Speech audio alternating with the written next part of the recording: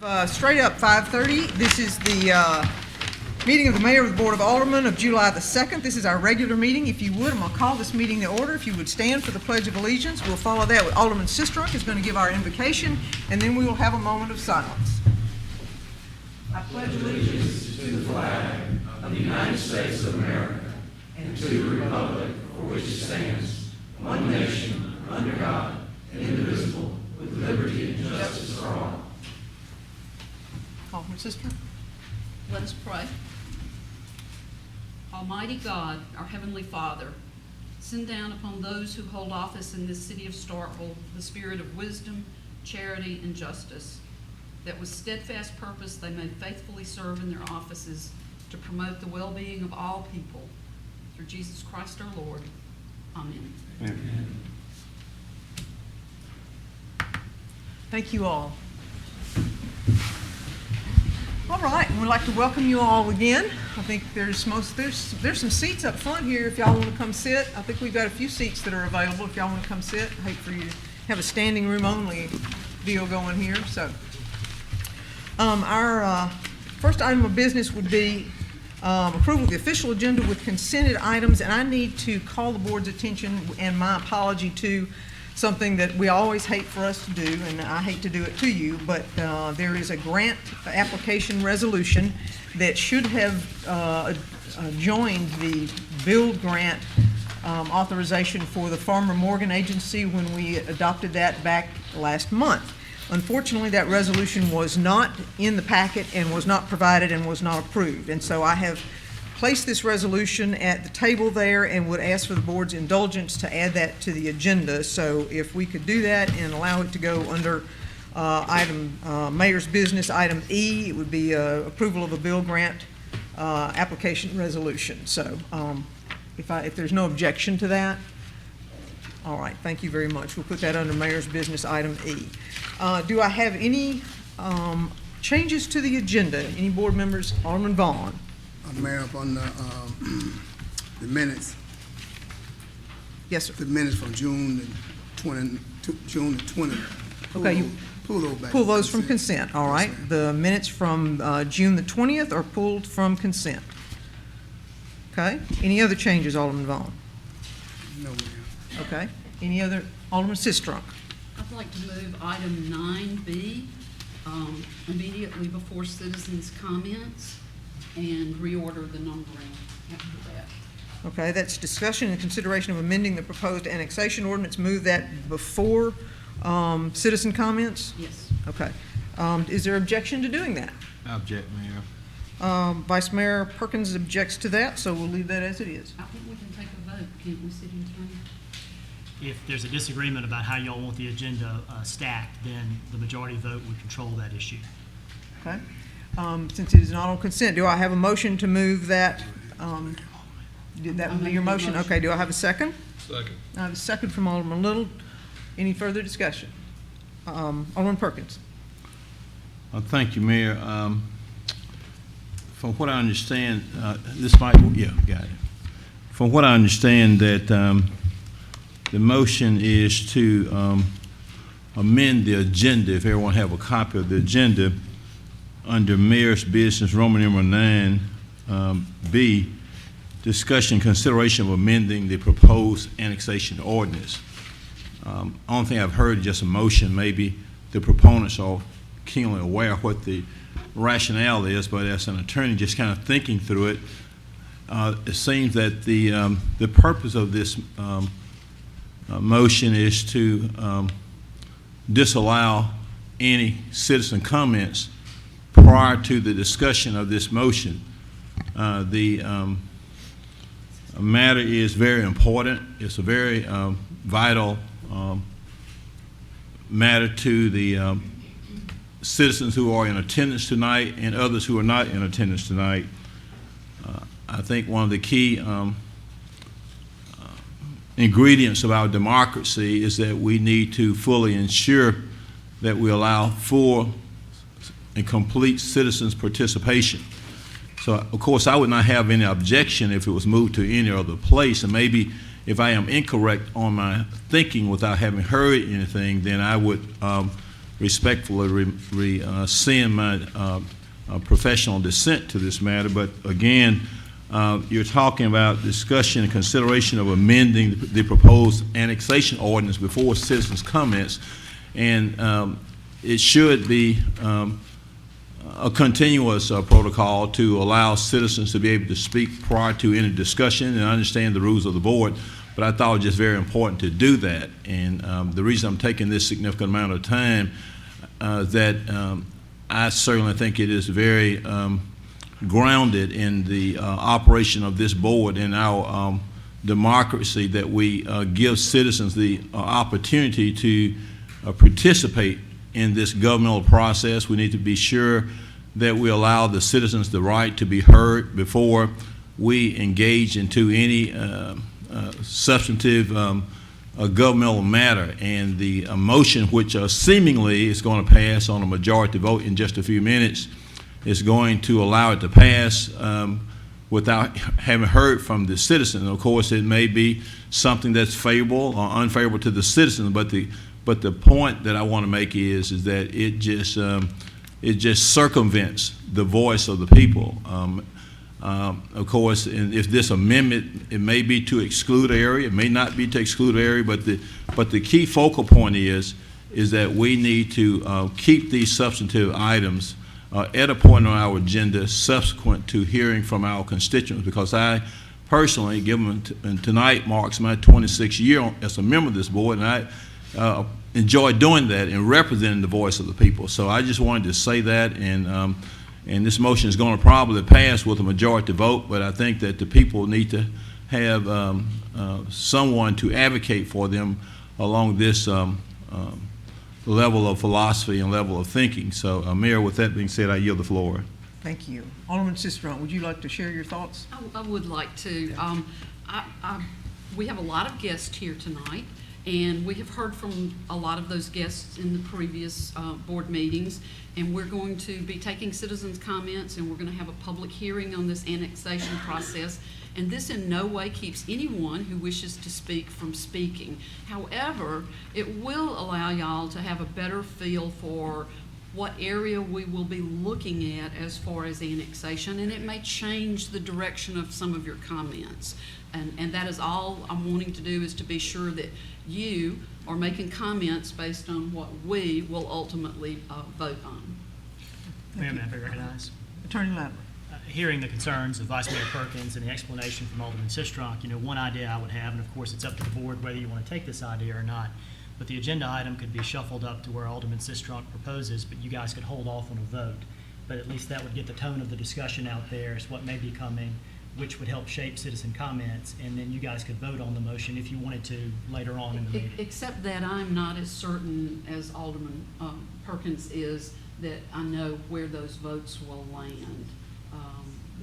There frequently are aldermen who sit up here and say that they know how the votes are going to wind up.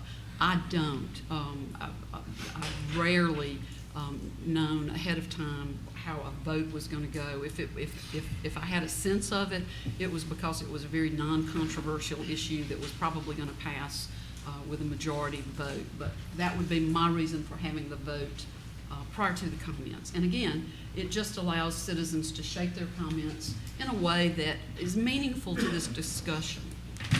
Thank you. Any further discussion? All right, seeing none, we have a motion, we have a second. All those in favor of moving the item 9B up before citizen comments, please signify by saying aye. Opposed? Nay. Nay. Okay, let's do a roll call vote, please. See, you never know how these votes are going to go. Alderman Sistrunk. Aye. Alderman Little. Aye. Alderman Walker. Nay. Alderman Beatty. Aye. Vice Mayor Perkins. Nay. Alderman Vaughn. Nay. Okay, we have a 3-3. In that case, I need to break that tie, and I will do so by voting yay.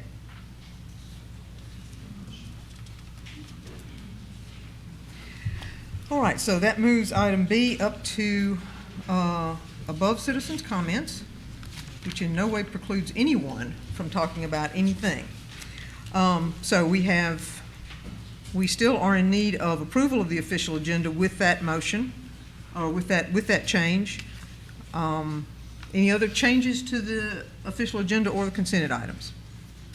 All right, seeing none, do I have a motion to approve the official agenda with the amendments? Make such a motion. I have a motion from Alderman Beatty. Do I have a second? Second. Second from Alderman Little. Further discussion?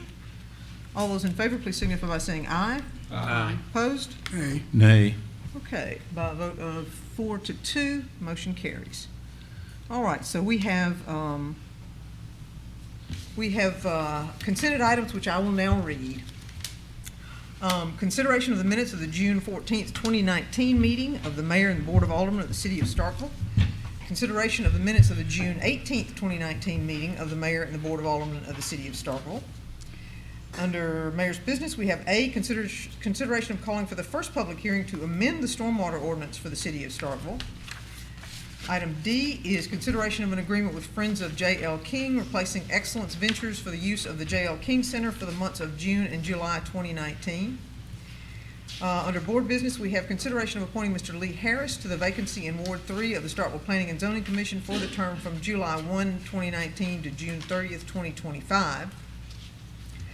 Under Community Development Planning, we have item C, which is consideration of the appointment of Marco Nikovich to the Board of Adjustments and Appeals with a 4-year term set to start July the 2nd, 2019 and expire on July the 2nd, 2023. Item D is consideration of the reappointment of Ms. Debbie Nettles and the appointment of Christopher Hunt and Evan Peacock to fill 2 vacant unexpired seats on the Historic Preservation Commission. E is consideration to apply for the U.S. Department of Labor DOL's Workforce Opportunity for Rural Communities WORC grant initiative to acquire funding of $1,927,362 to train, develop, and deploy 60 part-time interns for the 3-year project life. Under engineering, we have consideration of approving Neil Schaefer as the consultant for emergency road and bridge replacement ERBR project for the SHS bridge number SA 53000000074 using MDOT small purchase procedure, authorizing Kevin Stafford as the engineer of record and authorize the mayor to negotiate and sign an engineering services contract. Under Fire Department number 2, we have request permission to allow Fire Marshal Steen McMullen to attend the Course Safety Program operations at the National Fire Academy from July the 21st through the 26th, 2019 in Emmitsburg, Maryland, and take city fire vehicle. Under Human Resources number 1, we have request authorization to hire Andreas Clark, James Jarvis, Dontavian Lee, and Rachel Richardson as entry-level police officers, and authorization to hire Marcus Rodriguez as a certified police officer in the Starkville Police Department. Number 2 is request authorization to advertise for a part-time athletic assistant in the Parks and Recreation Department. Number 3 is request authorization to hire Kennedy Akins and Mary Beth Woodard as part-time program assistants in the Starkville Parks and Recreation Department. Number 4 is request authorization to hire Alan Aldridge as a metering infrastructure administrator in the Starkville Utilities Department. Number 5 is request authorization to hire Stephen Evans and Kevin Ware as maintenance workers 2 in the Starkville Utilities Department. Number 6 is request authorization to advertise for a seasonal customer service representatives assigned to the Starkville Utilities Department. Number 7 is request authorization to transfer Tora Norheim from part-time lobby receptionist to temporary full-time city clerk office assistant. Under Parks, we have number 1, consideration of the approval of the facility use agreement with Mississippi Basketball League for use of 2 basketball courts at Travis Outlaw Center for a summer basketball league. Under Utilities Department, number 1 is request approval to declare this electric department's Cummins 310 kW generator and 2006 Ferris zero-turn riding mower as surplus property, advertised for sale and sell to the highest bidder. Number 2 is request approval of the lowest and best quote from Rutherford Contracting for the removal of 7 trees and stump grinding in the Pleasant Acres neighborhood in the amount of $13,000. Number 3 is request approval of lowest and best quote from Forterra Pipe and Precast for Phase 2 of the approved Pleasant Acres manhole material purchase in the amount of $8,123.94. Number 4 is request approval of the 36-month equipment lease agreement between Starkville Utilities and 7 States Power Corporation, 7 SPC, for 2 vehicle charging stations. Request approval of lowest and best quote from Westco Distribution of Ridgeland, Mississippi for optical ground wire hardware material only in the amount of $35,474.68. And then item 6 is request authorization to add the SEDC online billing payment and processing OBPPS service to our current SEDC service agreement. And that concludes the consent agenda portion Thank you, of the Mayor. agenda. You are most welcome, Alderman Vaughn. All right, so the first item for us to take up will be the minutes of the June 20th, 2019 meeting of the Mayor and Board of Aldermen of the City of Starkville. Do I have a motion for that, for those minutes? A motion from Alderman Little. Do I have a second? Second. Second from Alderman Beatty. Further discussion? All those in favor, please signify by saying aye. Aye. Opposed? Nay. Nay. Okay, by vote 4-2, the motion carries. All right, under announcements and comments, I have just a couple things, and one of the things is our July the 4th celebration will occur on July the 4th, which is Thursday, and it will be from 5 to 9. We'll have fireworks that are at 9 o'clock, and we'll have a lot of activities for the kids. Mr. Where are you? There you are, Mr. Logan. Would you like to give just a really quick, would you come up here and, so we can give an advertisement for everybody to come out and give them a good idea of what's going on? Sure. Thank you, Mayor, Vice Mayor, Board. Thank you. So Thursday, yes, we have our annual 4th of July celebration at the Starkville Sportsplex. Each year we try to do just a little bit more, a little bit different, and add to the celebration. This year, I would say one of the major differences is we're going to have a petting zoo. So again, we try to add more and more activities. We have more food vendors than we've ever had, more craft vendors. So it's going to be just a really, really good time, a lot for the kids to do. So bounce houses and music are basically your free activities, which will be going from 5 to 9 on Thursday. And then the petting zoo and the food vendors and craft vendors will, have fees to participate. So just bring cash. And then, of course, the fireworks will go off at 9 p.m. sharp, last approximately 20 minutes. Very important note for the public. We certainly hope you come out and enjoy the festivities. But if you live in the area, there will be some brief inconveniences with traffic at around 9:30. But again, if you live that close and are impacted by traffic, you can probably step out your front door and see the fireworks. So a little bit of a trade-off. But we certainly hope you join us on Thursday. Come see the festivities, hear the music. Okay, thank you. And for those of you who have dogs, fireworks and dogs do not mix well, so we often have dogs that are roaming the neighborhoods after running away from doing that. So if you would, keep them inside if you can, so that we're not then out chasing our four-legged family. So Thank you. thank you. All right, and actually, that is all I have. So anyone on the Board of Aldermen comments? May I have Alderman Vaughn. Board, I want to thank you for allowing us to go down to Biloxi to the conference. And out of my 10 years, I think there's one section I went in about 3 hours long. And I'm going to implement to you, and I hope that you implement it to the city. The title was reinventing your leadership. And I think it's something, it was very rewarding to me, and I feel like it would be very rewarding to the department heads and also to this board, that we go into this section. It's 3 hours long, and it was never a dull moment while we was in there. But I hope that you will study this well and take on the strong consideration that we implement this to our city. Okay, who put it on, Alderman Vaughn? Jim Mathis. Jim Mathis? Mathis. Mathis? I'm gonna pass it on to you. Okay, great. Are those handouts, materials No, that ma'am, came with I'm it? gonna give it to, I'm gonna bring it up tomorrow to Lisa, and she'll give it to you. Okay, great. We may be able to pull it off the MML website as too. That's a possibility. Yes, ma'am. Okay, Jim all right. Mathis. Okay, thank you. I always find interesting things when I go to MML as well, so. All right, anyone else? Any other comments? Okay, that being said, that takes us to the item that was moved, which is discussion and consideration of amending the proposed annexation ordinance. So we have Mr. Slaughter and Mr. Wally are in the room. Is there a way to begin this that is any different than asking them to come forward? Alderman Sistrunk, since you had asked it to be moved? I would just like to say that Mr. Slaughter and his associate are here as a result of the comments from our last board meeting.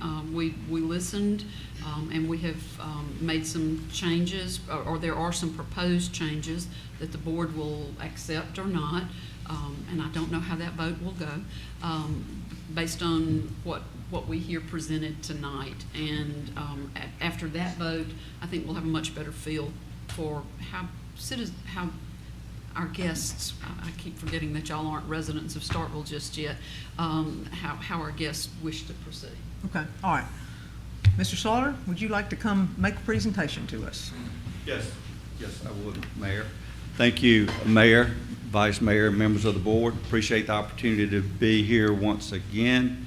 As Alderman Sistrunk had mentioned, since the last time I was in attendance here and made a presentation on areas A and B out to the east, there have been some modifications to Area B, the southern area. We're going to have maps that specifically identify that. And also, each of you, we've handed out, I have a PowerPoint presentation. You should have a copy of this, a hard copy of this in front of you. And I'm going to go through that on the screen.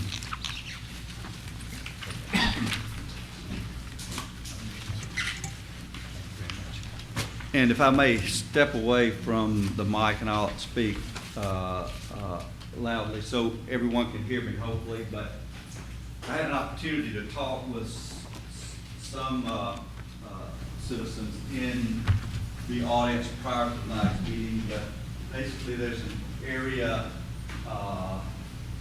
that is south of Old Mayhew Road, which is the frontage along Old Mayhew Road from the MSU property all the way to where it intersects Highway 182. So we have cut out some large portions like Edinburgh, Cambridge, Ridgecrest, Mockingbird, Sandhurst, Sorbonne, Bardwell, San Marcos, and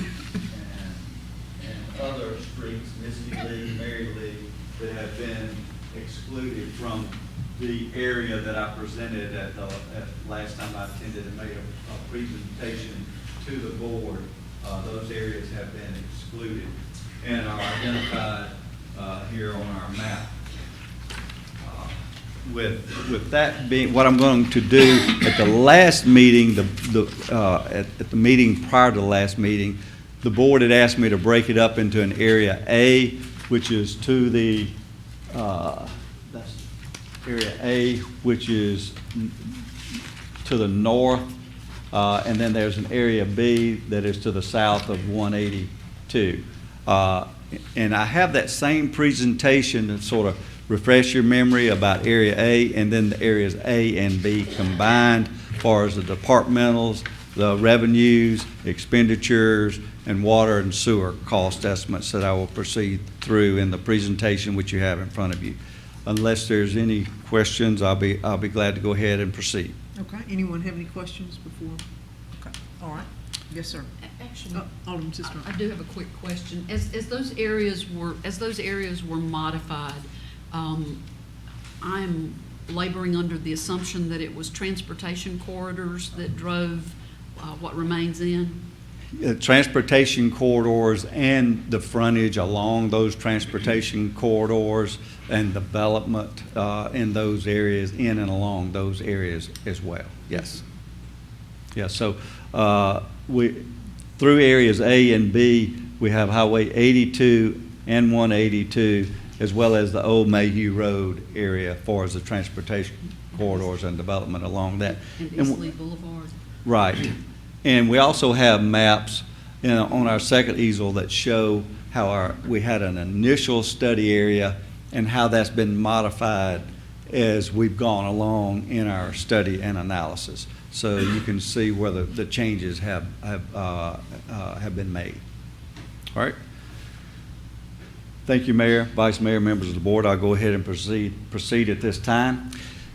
The total population, and this is a 2018 estimate for the existing city, and I'm going to flip through mine, it's very easy to read, but the 2018 estimate for Starkville is a little over 25,000 in population. Area A is approximately 245 in population. That also has most of the commercial. Area B is estimated at 1,340. So that gets it up around 1,500 in total population, which would push the city, the enlarged city, to almost 26,700 in population.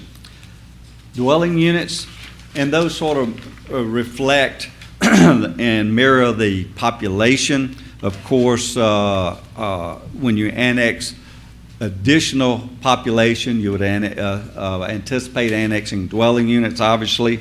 Area A is 132, Area B 615, and there's some multifamily units in Area B as well. We'd get the total dwelling units, and when I refer to dwelling unit, a single-family site-built home would be a dwelling unit. Apartment complex with 60 units in it would be 60 dwelling units. A mobile home would be 1 dwelling unit, and so forth. So the total dwelling units would be slightly over 13,000 in the existing city. The next slide deals with the racial composition of the total population. This is based on the 2010 decennial census. That's the latest information we have with census block data, which is the data that is needed to do redistricting. You have to have it down to the block level. And a block is, if you were in downtown Starkville, if you had 2 east-west streets, 2 north-south streets, it would be a true city block. When you get out in rural areas of the county, the boundaries may be a county road, a power line, or a creek or river or something like that. But the census block information is utilized for redistricting. The existing city, far as impacting minority population, the existing city based on the 2010 decennial census was 34.6% black population. Area A is 50.7%, but remember there's not a lot of population in Area A. In Area B is 24.9%. The combined or resultant in large city would be 34.4%. So the black percentage or minority percentage would go down slightly, 34.6% to 34.4%, or 0.2%. The next slide is voting age. Now, what's utilized for redistricting is total population, but oftentimes there's questions regarding how does that impact the voting age population.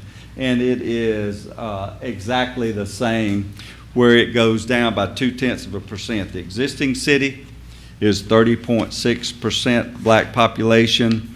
The enlarged city would be 30.4%. You still have that 0.2% change in the overall voting age population. The next slide, we have the existing city is 25.6 square miles represented in the circle in green. Area A, and these are proportional circles, is 1.9 square miles. Area B is 0.4 of a square mile, and so the city would go from 25.6 square miles to 27.9 square miles.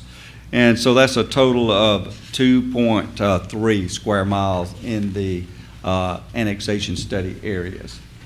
The miles of streets, we look at those, especially that's important in doing our financial analysis as far as revenues and expenditures. This particular slide will go to maintenance of streets. So we've identified the local streets in the existing city, the mileage, as well as the mileage in Area A and B, as well as the state and federal. In Area A, there's 5.6 miles of local streets, and in Area B, 5.7 miles of local streets in those 2 areas. Next, when we look at the distribution of land uses in Area A, we can see that there's single family, there's 47 units, there's 48 mobile homes, and 37 multifamily units, 16 commercial, 1 industrial, and 9 public similar, like churches and so forth. Now, when we go to Area B, there's 76 single-family units, 85 manufactured or mobile home units. The multifamily goes up. There's 454 units that fall in the multifamily category. 4 commercial, no industrial, and 5 public, semi-public in Area B. The estimated assessed value and ad valorem tax, so this is part of the revenue. We've broken that down again into Area A and B. The total assessed value estimated for Area A is about $3.3 million in assessed value. For as the estimated ad valorem taxes that would go in the general fund, for the general city fund at 26.63 mils, that would be $84,235. The downtown business district at 2 mils would be $6,326 for a total of $90,561 for Area A alone. Area B, the assessed value, total estimated assessed value for Area B is slightly over $7.8 million. The estimated ad valorem taxes for general fund purposes would be $200,640. Downtown business district would be $15,069, and that would be a total of $215,709. Those are the estimated ad valorem tax revenues.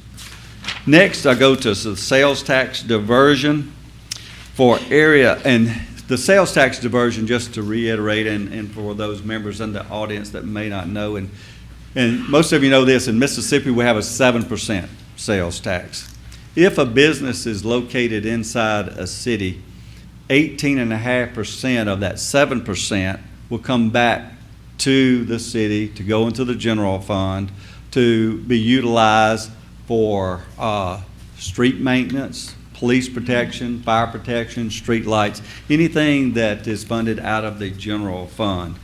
If those businesses that are located outside of a city, there's no diversion back to the county or to any entity for businesses that are located outside the city. So in other words, that 18.5% of that 7% stays with the Department of Revenue, and the legislature spend that money as they see fit, as opposed to it coming back to be spent in the local community for general fund purposes. In fiscal year 17 for Area A, those funds, the diversion coming back to the city of Starkville would be slightly over $134,000. In fiscal year 18, that dipped slightly to $122,000. In Area B, the fiscal year 17 was $31,538. Fiscal year 2018, that dipped slightly to $28,745. So that would go up to around $150,000 annually in sales tax diversion that would come back to this community for police protection, fire protection, street maintenance, things of that nature. That doesn't cost anyone anything. That's if out-of-towners come into the city and spend sales tax, then that portion, 18.5% of that, comes back to the city. Next, I'm going to go through departmental requirements that we, in meeting with the department heads for areas A and B. Area A, for general government, no additional personnel or equipment. We have funds in for redistricting. There will be an additional county fee for property tax collection, and the same is for areas A and B here. We have funds in for redistricting and additional fees for property tax collection. For Area A only, on the police department, we have one additional full-time officer, as well as a patrol car, as well as fully equipping with his weapon, equipment, and uniform, and that's everything for him ready to roll.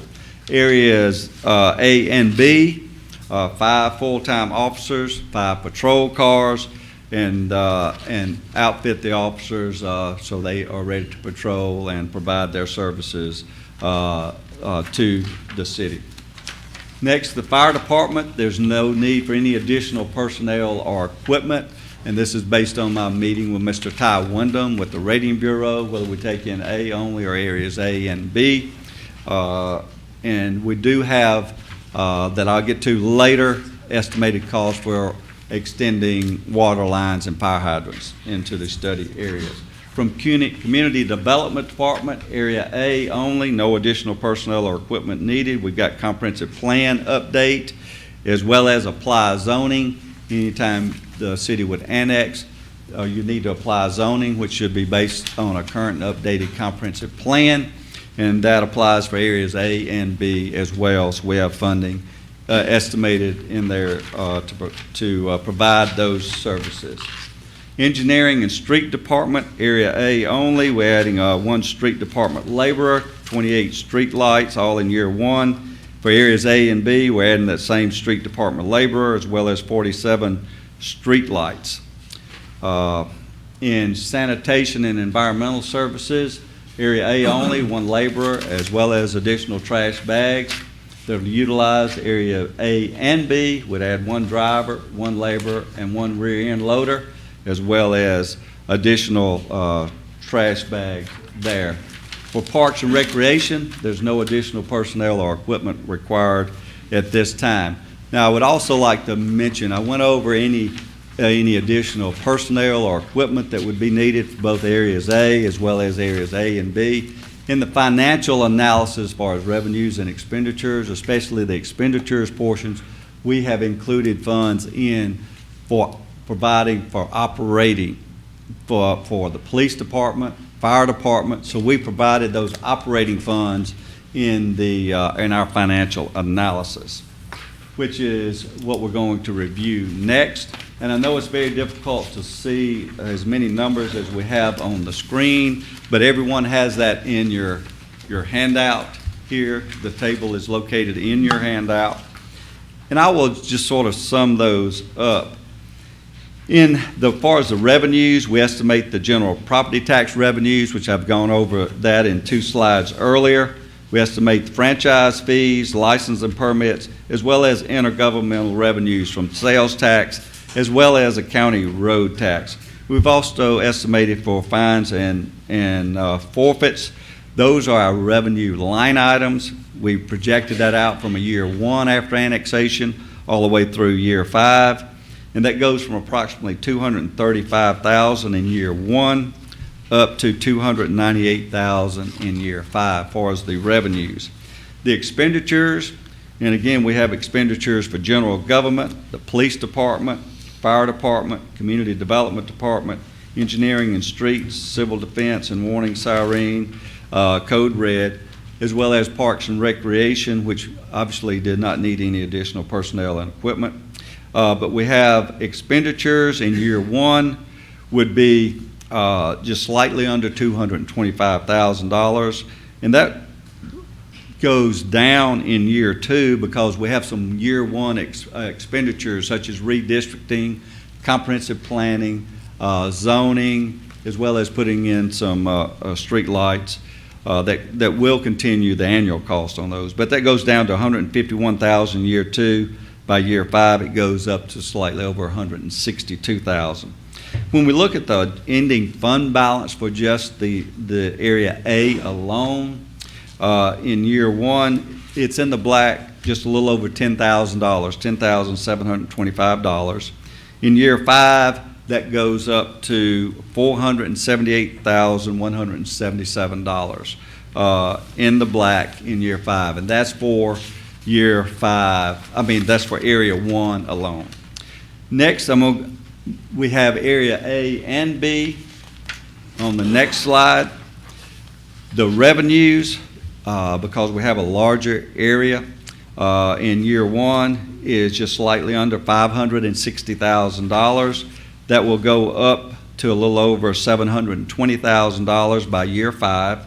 That's estimated revenues. In expenditures, in year 1, we have $583,963.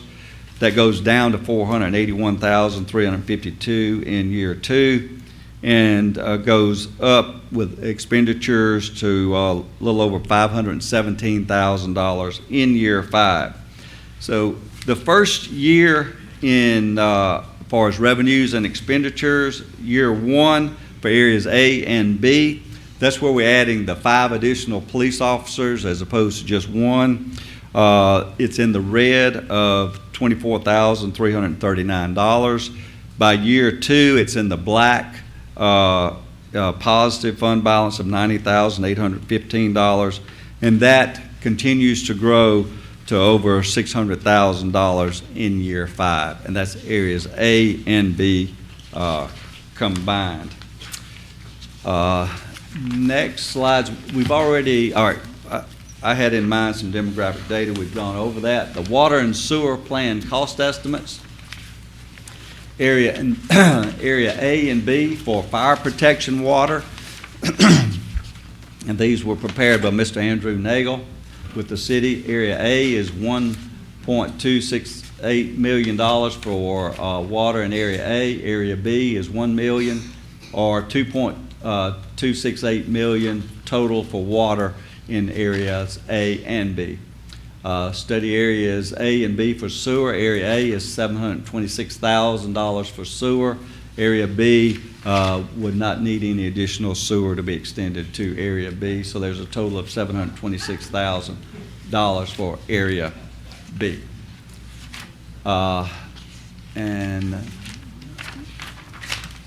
Excuse me, folks, could I have silence and let Mr. Slaughter continue his? And then, as I mentioned earlier, we have maps both here as well as the hard copies of the scenarios from back in November 28th of 17, July 9th of 2018, October 5th of 2018, October 26th of 2019, July 2nd of 2019, or as of today. And with that, Mayor, I'll turn the meeting back over to you, and I'll be glad to answer any questions at this time. Okay, all right. Anyone have any? Alderman Little. Mike, what was this area B?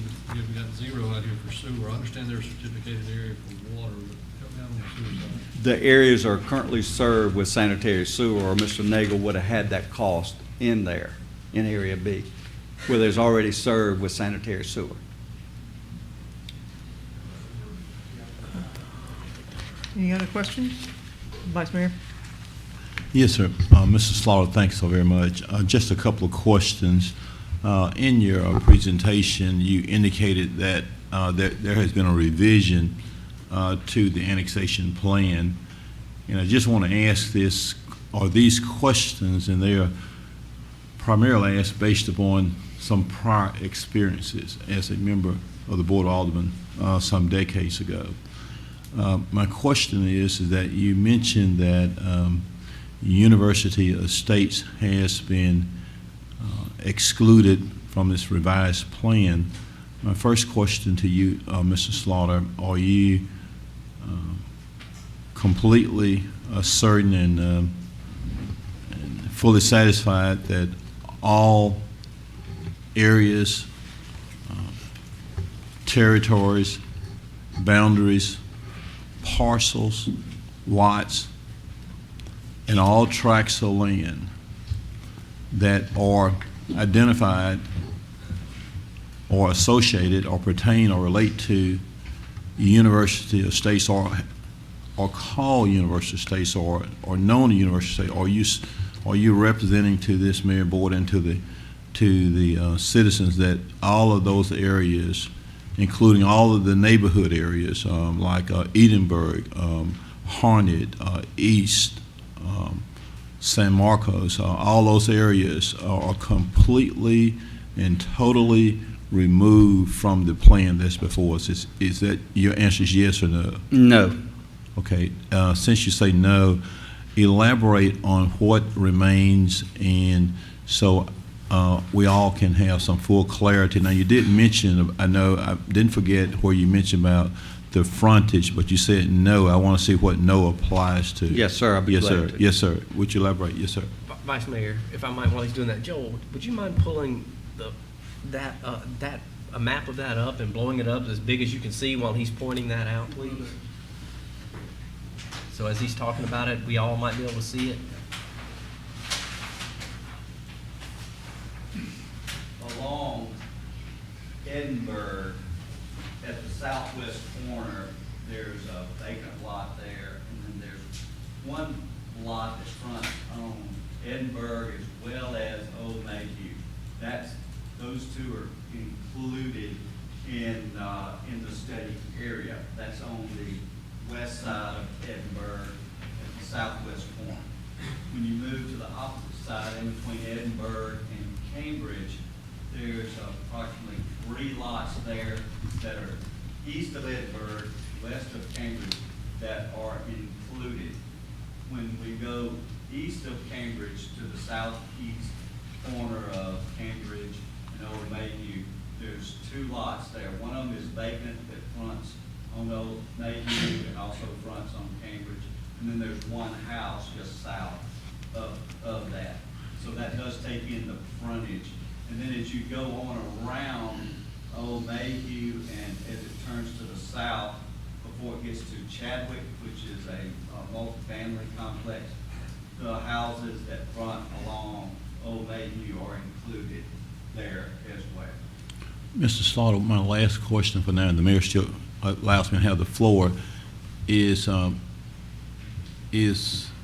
there a plan, if this board desires, for all of the residential streets and area and parcels and tracts of land to be removed from this plan that relates to University Estates, and that you could still allow the reasonable frontage that may be necessary and proper? In other words, can you give us a plan elimination of all that area of University Estates without keeping it like you have? I know there's been some revision last time, but my question is, what would be the rationale, if any, for keeping parts of University Estates in there? In other words, you've only talked about just having frontage, but my complete question is tell us what is the rationale, if any, for keeping parts of University Estates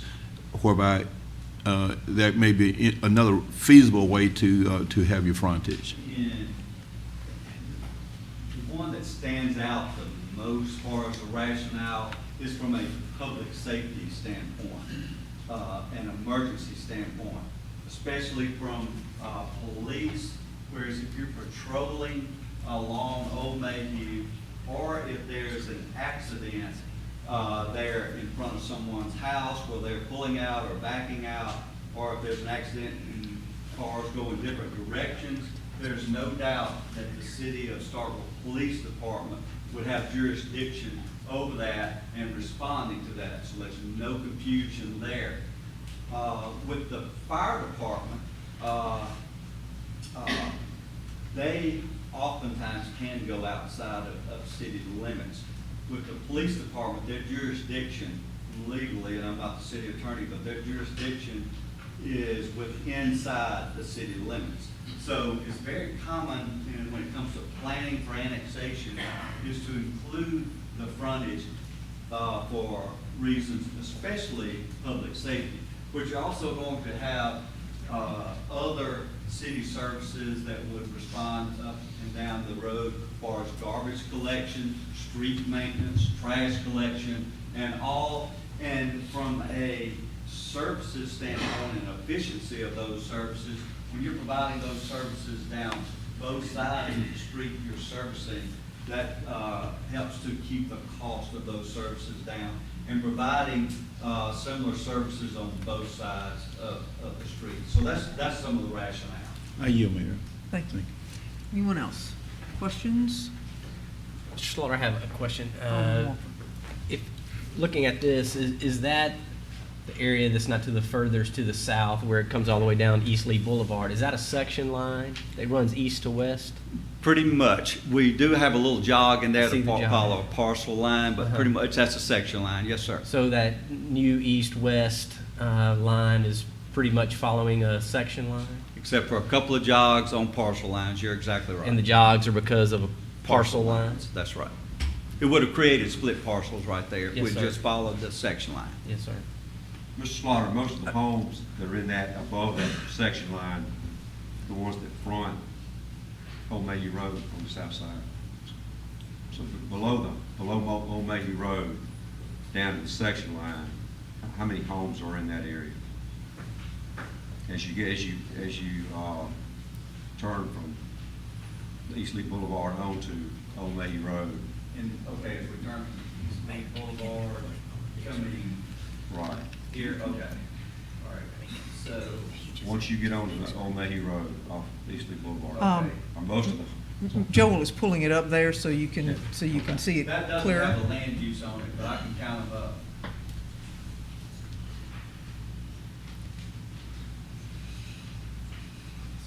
Between East Lee Boulevard and the retreat, there's approximately 10 homes that are in this area right here. Approximately 10 homes in that area. All right, is that all, Alderman Beatty? Alderman Beatty? Is that Yes. all? Okay, thank you. Alderman Little? Is Terry here? Terry, could you come forward, please? Mr. Kemp? Yes.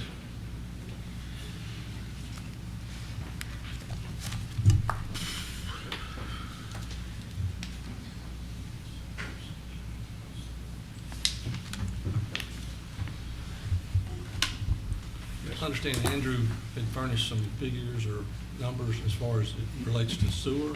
That's correct. And I understand that most of these people out here have septic or treatment plants. How is it that we can't or won't be able to offer sewer? I'm confused. Help me out on that.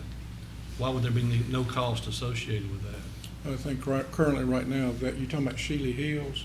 This There little is small- Eastleigh as well, and anywhere out there.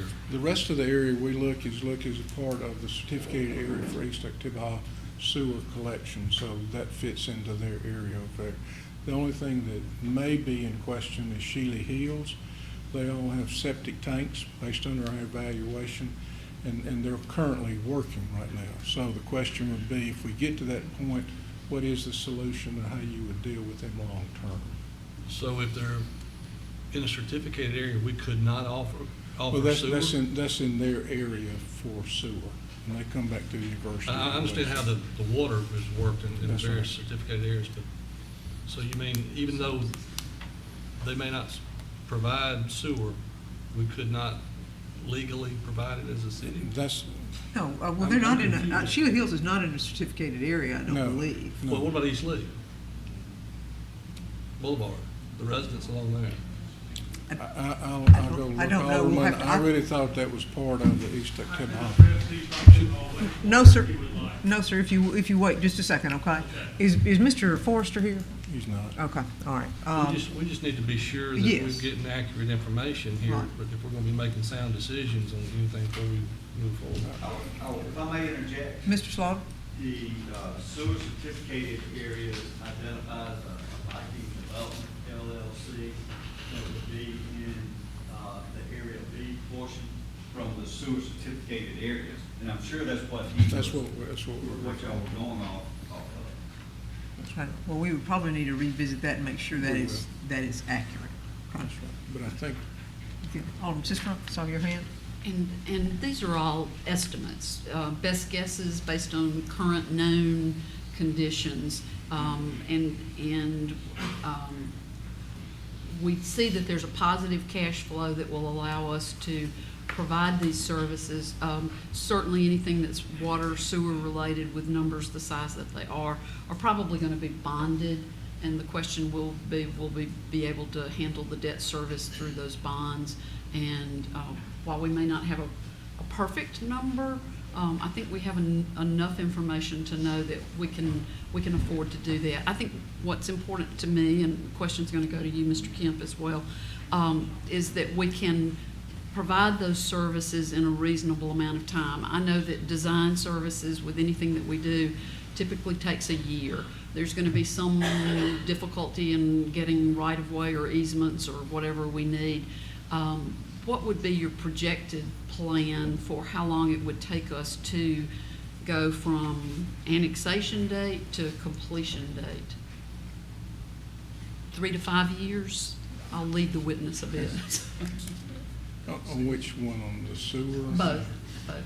Well, I think sewer, the way we approached it is based on economics, based on the numbers. Money you can do it pretty quick, And, right? and do what? You got the money, you do it pretty quick, right? That's right. If you had the money, then it could be done fairly quickly.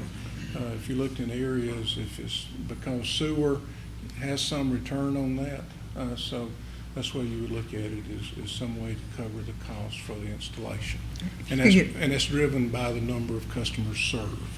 And this is different from the 98 annexed territory in that this is a much denser area. We don't have those areas where there may be just one or two houses and it would cost $50,000 per house to provide a service. Well, I think what I would say on this is that sewer is primarily impacted in probably A, and that's why it was not showing up in B, because service on sewer is already pretty well available through another service provider. If you could get Andrew to revisit that and make sure that those numbers would be. Okay, we'll look, and we can make an estimate. I think the only one that would be in question would be Shealy Hills, Okay. and they're all on septic tanks right now, and that's gonna be a board decision. But we don't know whether, if that's certificated. That's correct. And it may be part of the university that feeds through the university or part of the other one as well. Stuff on East Lee Boulevard is already being captured by the sewer district. That's exactly my understanding, and I think that's what the report showed. All right, But anything now else? back on the water, that's the fire protection, and that would be driven by available money. Right. And that certainly looks like something we could manage under the numbers that Mr. Slaughter's provided us. Okay. Okay, thank you. All right, anyone else, any other questions? Mr. Slaughter, anything else you'd like to add? I would, regarding the water and sewer cost and Alderwoman Sistrunk's comments. Obviously, we have the general fund for both areas A and B combined that are all in the black, with the exception of 1 year for areas A and B. When it comes, and that's funded out of the general fund. When it comes to water and sewer, those are typically funded out of your water and sewer fund or your enterprise fund. And because of our area is much smaller than what it initially was, much more compact as well as densely developed. You have the apartment complexes, you have a lot of things that are bunched in there that currently have services. But it's my opinion in looking at the cost that we have currently before us, that's something that the city of Starkville could handle. Like you could issue revenue bonds. Those bonds and the rates are set based on the entire rate base. So oftentimes when you have a smaller annexation such as this, it doesn't even impact the rates. That's something that can be absorbed into the enterprise fund currently in the city. We'd be looking at getting revenue back from the sanitary sewer. The water would be just for fire protection only. We wouldn't have the right to sell water there. But I feel really good about both the general fund as well as the enterprise fund. I've also reviewed the 12 indicia or indicators of reasonableness that the Mississippi Supreme Court over the decades, that having heard cases or having them appeal to the Supreme Court, have developed the indicia. I've looked at those individually as well as under the totality of the circumstances, and I'd be glad to review those with you if you'd like to hear that as well. But I've reviewed those, and in my professional opinion, in doing this for almost 30 years now, it's my opinion that this is a reasonable annexation, in my opinion, in reviewing those indicia, and one that's financially feasible as well. Okay, thank you. Do we want to have the indicia? Anyone? Okay. Well, we may do that at some point in the future. Any further discussion, dialogue? Alderman Sistrunk. I would like to make a motion that we amend the proposed annexation ordinance to reflect the map as shown and call for a public hearing on July 16th, 2019, Okay. contingent upon the ordinance being available. Okay. Well, may I ask the question, do you think you'd be able to have an ordinance available by July the 16th? July the 6th. That's our next board meeting. Okay, I don't, Blake, if I may, have we started on, we're gathering some deeds right now. And I think the answer, by the 16th, we would need it before the 16th though, wouldn't we? About a week before. About a week before. That gives you, We may need, could we get the next meeting? I can almost say for certainty, we can try to get the 16th, but I can say for certain, the next meeting we could.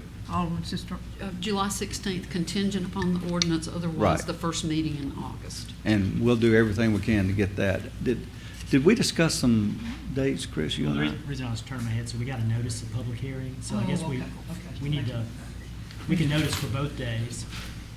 Yes, okay, so is your motion to notice for both days and have it contingent on? yeah, because, I think as we think this through, that creates ambiguity because. Okay, August, the first meeting in August. That would be better. Okay, yes. so you're amending your motion, original motion, to reflect the ordinance. Public hearing day on August, first meeting in August. Okay. That'd be August the 6th, okay? And, all right, first meeting in August. City Clerk, you have that? Okay. That'd be August the 6th for public hearing and consideration of the ordinance. Okay, I have a motion. Do I have a second? Second. I have a second from Mr. Beatty. All right. All right, further discussion? Mayor. Alderman Walker. Joel, could you zoom back out just a little bit, please, now that we have that up? Just so we can see A and B both in there. Sorry, I didn't mean to be difficult.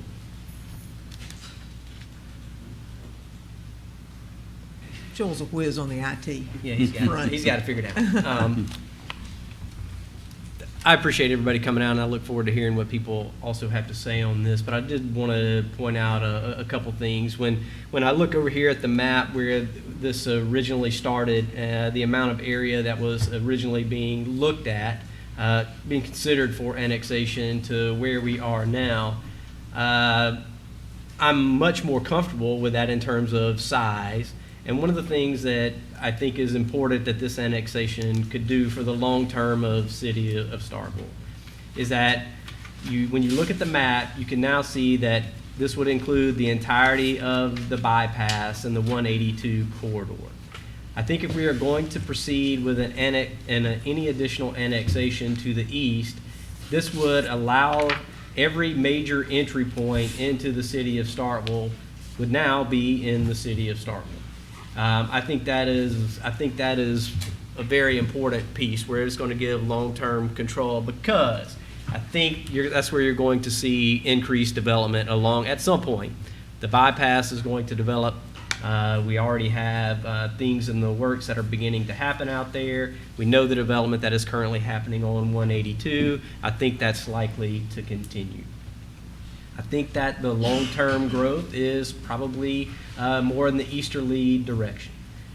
I feel much more comfortable if we were to go this route, that the amount of area that we're going to be able to acquire would be reasonably accommodated with the services that every citizen, that if you become part of the city of Starkville, would desire and need. And I believe that it would be, I would not vote for this if I did not believe that the city could not accommodate and meet all of those needs.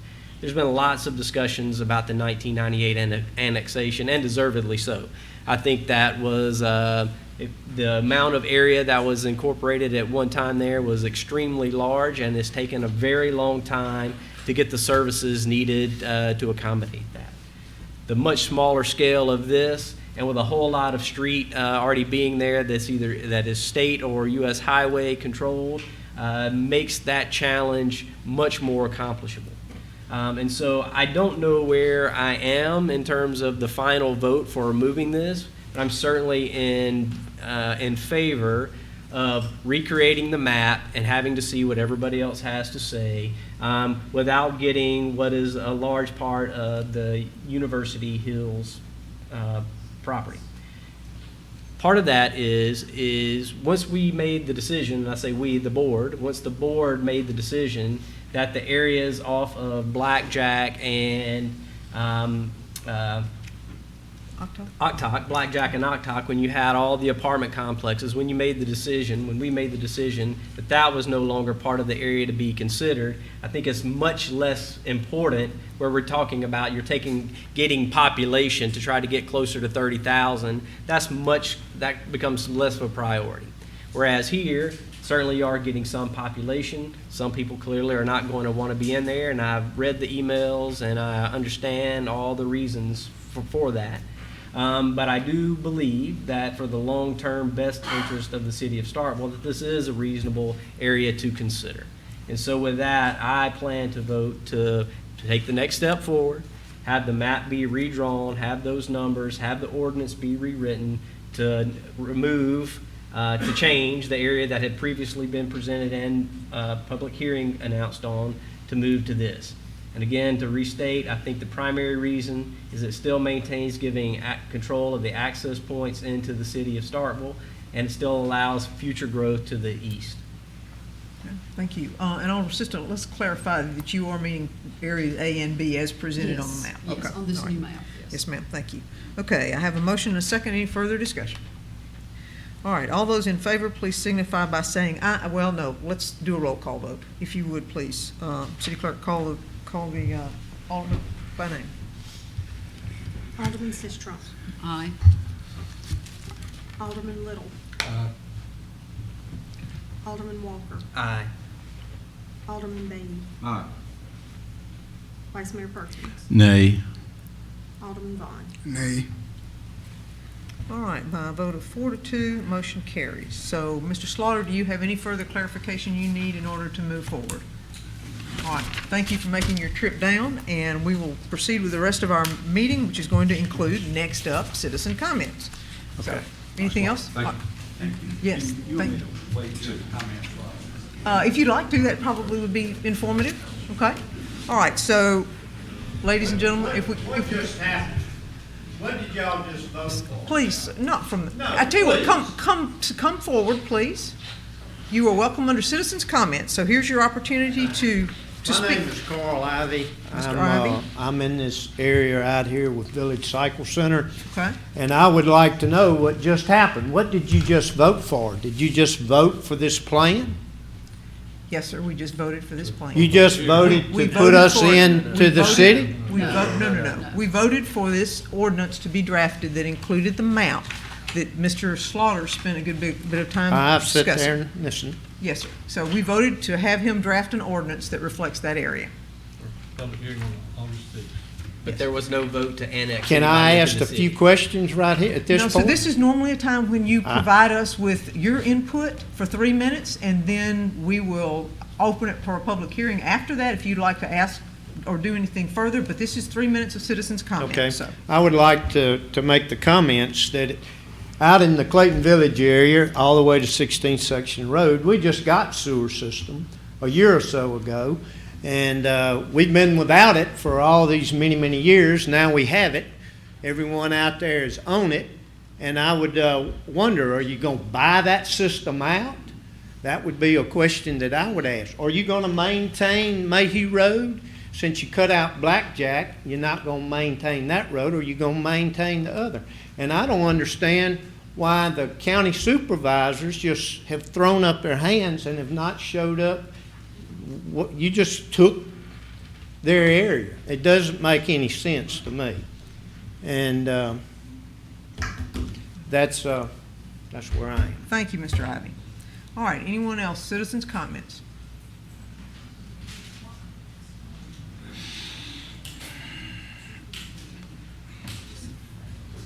Joel, would you help Mr. Turner?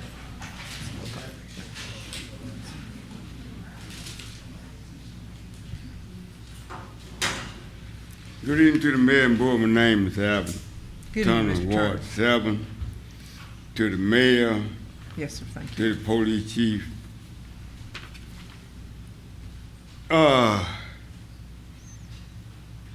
Let's be careful. Let's be careful because you don't realize when you start playing games with people, you create problems. We have a problem right now since they did Highway 12 around 6 p.m. in the morning, we have people want to make a drag strip out of that section. About 7 p.m. at night, people want to make a drag strip out of that stretcher ground. A white vehicle, a red vehicle, and a black vehicle. That's very dangerous. They are want to be fast and furious that can hinder their lives or someone else's life. They want me to bring that to your attention. Also, on Wood Street, in the back of Viles, we have a limb that's hanging over the a sidewalk, and it's making it hard on the citizens to see what's coming, and sometimes they might almost overlook each other coming from Louisville down Wood Street because of the hanging greenery that blinds what's coming from that direction. They want me to bring that to your attention. Also, with all this annexation and stuff, you have people feeling that we don't know where the city limits at. If we break the law and we get to MSU, the city cannot come across the line. Or either if they break the law and they get to Clayton Village, that's in the county. The city can't come across the line. That's just some concern that people are looking at, that where is the city limit, where is the county? And they just like to be fair about it. Thank you. Thank you, Mr. Turner.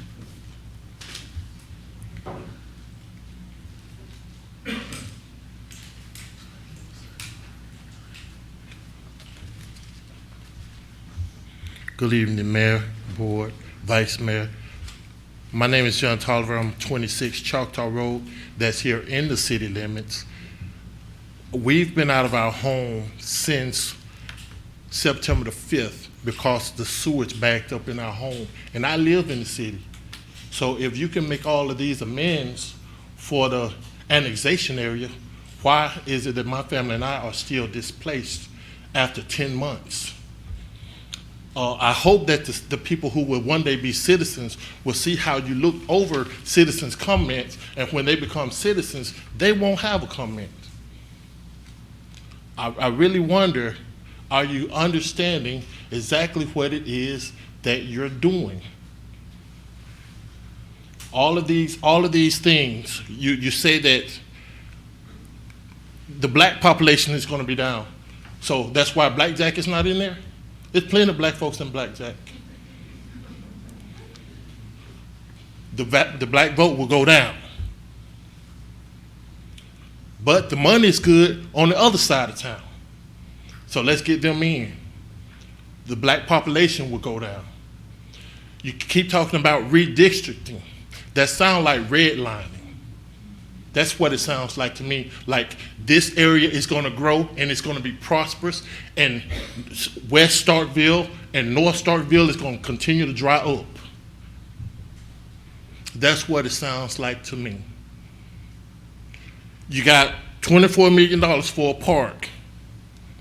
Have you gone to the pool at Moncrief? There's no showers in there. If you could take that $24, the parks that you already have would be very nice. But that's not a part of the agenda. I really wonder why you don't understand why these people behind me don't want to be a part of this city. I don't understand that. No. No, thank you. The citizens are overlooked. If you took the money with the infrastructure and all to do what was supposed to be done here, we'll be back in our home, and the city would be a lot more beautiful and a lot more attractive for annexation areas. But because you're putting the cart before the horse, nobody wants a part of it. Thank you. Thank you, Mr. Tolliver. Anyone else? Citizens' comments?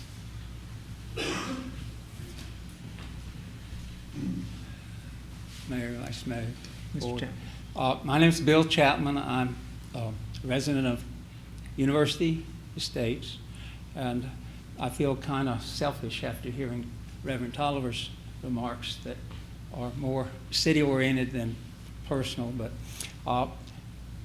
I'm concerned that Vice Mayor Perkins' premonition of the need to wait to define the vote and into Area A and B without more consideration of the lines of B.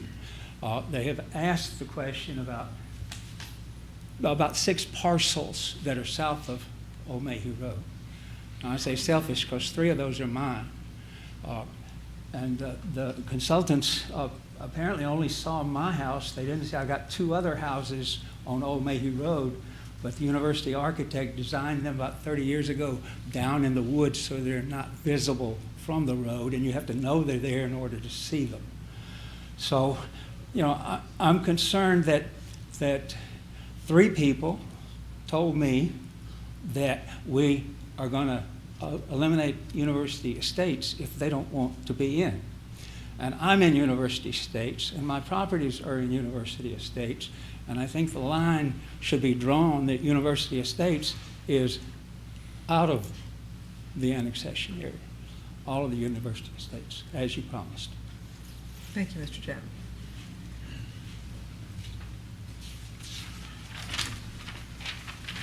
Yes, my name is David Oswald. I live on Lakeside Road, I'm sorry, out in David. Clayton Village. I'm sorry, what was the last name? Oswald, David Oswald. Thank you. And the thing about it is, I mean, I listened to you last time, and you said about the apartments that you're not annexing now because the kids are college students. Well, what about the millionaires that own? No, wait. Well, what about the millionaires that own these apartments that you're not taking? See, it's all about money. It's really what y'all are. It's all about money.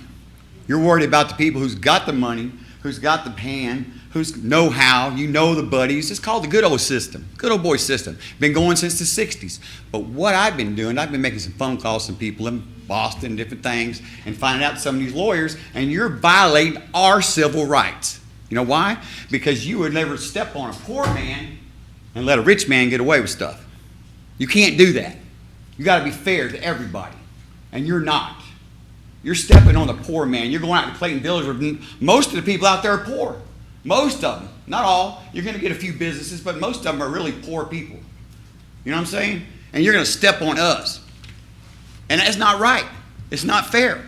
And the people right across the street, they're not getting it either. Let me tell you why they're not getting it. Because the county barns over there, they have to be taxed. You see what I'm saying? What's that? I'll tell you that what that is. That's your money, your buddies golfing somewhere, and you're paying it off. Simple as that. I mean, how obvious can that get? That's obvious. All those apartments on Blackjack and all through there, that would have brought millions of dollars into this city. Why? Because somebody's not allowing you to do it. Somebody's paid somebody off. You know it's happening. So get over it, because I'll be ready for you. I will be ready. Thank you, Mr. Oswald. Mayor, I just want to, Mr. Oswald, I just want to real quickly say that I was for getting those folks on Blackjack. It wasn't me that made Well, I those comments. understand that, but look what's happening now. Well, now I'll tell you too that you made an accusation that somebody's getting paid to make that. I will tell you right here that I accepted no money, no meals, or no nothing for this, and that's just a fact of the matter. But yes. you're one of the few people to stand up here and speak. There's a lot of them don't say nothing. I mean, Well, zip.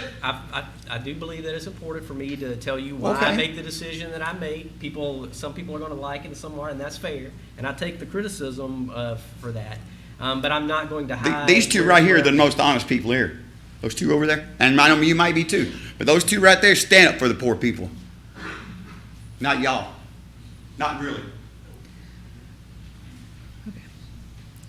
Mayor? Alderman Little? for those that aren't aware, if you're going to annex an area, it has to be contiguous. We can't jump across Mississippi State and get blackjack in those apartments. It would have to come around and wrap around from one side to reach the other. You can't go down blackjack and get there because you're crossing the campus. It has to be contiguous. You ask about those apartments. I'm not and have not been in favor of a big, huge land grab. Those would probably be the most ideal properties to take in from the tax revenue standpoint you alluded to. But no one at this table that I'm aware of has taken any funds, and I'm offended that you would sit there and come public and say something like that, honestly, sir. And this is a very conservative approach they're taking on, looking at. We're not voting on taking on anything tonight. We're going to have another public hearing on the 6th. We'll see how it plays out. But for you to sit there and insinuate something like that is offensive to me and probably the rest of them sitting here. So, I yield, Mayor. Thank you. Ma'am, I'll be ready. Alderman Vaughn? I think what got everybody so troubled, which I'm troubled, the 1998 annexation is still not completed. And they feel just like the people feel in 1998. You're just going to take my property and don't do nothing for me. That's not a good feeling. And if they don't want to be in there, why make them come in? That's just like me. If somebody don't want me around there, why am I want to be around? I don't want to be around you either if you don't want me around you. And I just can't see we just forcing them in here if they don't want to come in there. I don't care what you put up there. I'm not going to vote for it because you got too much still in 1998 is not completed, and I wouldn't dare stick my neck out and say I'm going to support something that when we already got something in the past. I can't do that. That wouldn't be right to them. Thank you, Alderman Vaughn. Do we have any further citizens' comments? Yes, sir.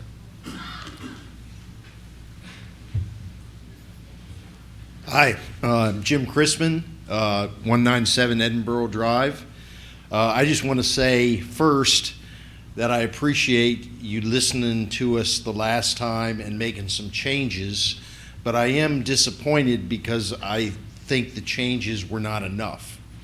In essence, I'm not in favor of annexation. I consider it to be an expropriation of property rights of the people who are annexed. So I'm, in general, not in favor of it. Although I do think at least this is better, but there are some areas that still are in this area that there are still problems with, and all the issues that I raised in the last meeting still apply, but just to a smaller area. But that, to me, is only part of the issue because, of course, if it hurts one person, that's still not good. Now, let me just say a couple things. I am confused a little bit on why the annexation, because I see Area A, the presentation made today, which would account over a 5-year period for approximately 80% of the revenues, where Area B would account for most of the people. So I'm not quite sure why Area B should be annexed. You get a little bit of population, make a lot of people kind of upset. Where Area A is where the revenue, but the people in Area A too have some rights. I will say that I was disappointed that the new boundaries exclude parts of University Estates, Mr. Chapman's property and some others. It seems to me that if you're going to exclude University Estates, you should exclude the entire area. I also go back to the comments this gentleman here made about the black population. And let me say this, it is true that when you look at the averages don't change much. But just like when you looked at the financial issues, you looked at the marginal analysis, which is what happens in the area being annexed and how that will affect the city in terms of cash flows.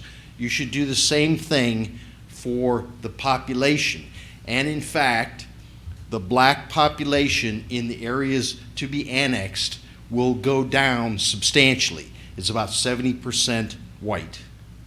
Okay, what that means is that there will be about 100 less minority people in the city after the annexation. Now, that doesn't sound like much. Dr. Chrisman, that's the 3 minutes. Oh. Thank you. Thank you. All right, anyone else wanting to come under citizens' comments? Thank you, Mayor and Alderman and Vice Mayor. I'm probably going to say something a little bit... I need your name, Oh, please. I'm sorry, James Chamberlain. James Chamberlain, thank I'm you. a resident of University Estates, actually, I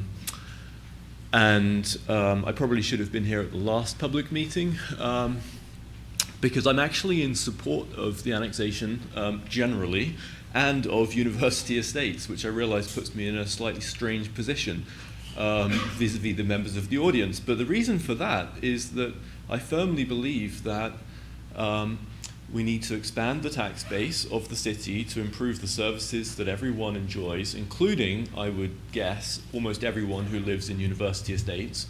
I doubt whether many or any people in University Estates never use city services, in which case we ought to be paying city taxes, I believe, and in exchange for paying those taxes, we would gain representation on the city. And I think this is important because actually, if the city continues expanding, which probably it will over time, I would like to be able to be part of the electorate of the city in being able to shape the future decisions about how the city itself has actually expanded. At the moment, I am someone who lives and enjoys many of the benefits of the city without paying my fair share of the services that I enjoy, and without having any say over decisions made on the city council, which to me seems very strange. So I do appreciate the concerns of a lot of people, but I think there's a lot to be said in favor of it, and since no one has actually voiced anything in favor of it, to my knowledge, I thought that that would be worth expressing. Thank you. Thank you, Mr. Chamberlain. I appreciate that. All right, anyone else wishing to make comments?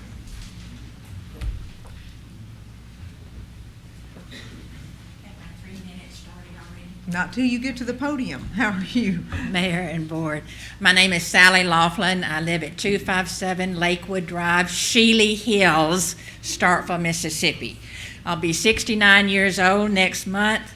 I have lived in Oktibbeha County for 67 of those years. I'm a retired public school teacher from the Starkville Public Schools, and I love Sheely Hills. I appreciate the gentlemen who are here, the police chief and the fire chief. I have been well served personally by East Oktibbeha County Fire Department. I have been well served by Oktibbeha County Hospital with ambulance service from them. I have been well served by the sheriff. I've had the sheriff deputy at my house, and I think we're just doing fine. Now, I'm not the sharpest knife in the drawer, but I do not see the benefit for Starkville for taking us in. It looks to me that we're going to cost you some money. I also am very fond of 4 County Electric, and I have my own septic system, which is duly maintained. And so I would very much like for you to consider not approving this annexation for Sheely Hills and as well as for University Estates. Thank you. Okay. Anyone else wishing to speak? I'd also like to say for hearing impaired people, you need to speak up, because we cannot hear you. Yes, sir. I'm Larry Graves, and I live at 484 Cambridge Drive in University Estates. And I want to, first of all, thank you for the consideration on the matter, and we appreciate a chance to have our voices heard. I grew up in Starkville, and I love Starkville, and the whole area I just think it's the greatest place on earth. So I'm very proud of this area. I do choose to live where I live. I've been in business with trucking companies for over 20 years, and I've seen responsible growth, and I've seen irresponsible growth. Sometimes it works, and sometimes it doesn't. We all know, we've heard over and over about the 1998 annexation. There are also other examples of poor annexation in Plano, Texas, Cobb County, Georgia, and in Charlotte, North Carolina. What I would ask you to do is to really consider those instances of where they made mistakes and to try not to repeat their mistakes. Also, as we heard with the sewer, we really do need to pay attention to what those potential costs may be. You start having expenditures exceed revenues, and then you have a problem on down the road that you haven't looked at. And the last thing that I ask is make sure that the reason this room is so full, I believe, is because the vision wasn't there. They didn't see the vision before this vote came to be. And if anything, if we could see that vision going forward, or what we plan on making that business corridor better, I think we could buy into it a little bit better. Thank you, sir. All right, anyone else?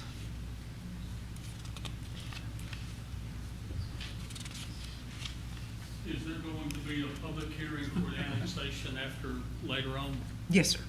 Okay, good. I need to know which side of the sheet to use. Good afternoon. My name is Dwight Prysock. I have property in the proposed annex area between 82 and 182.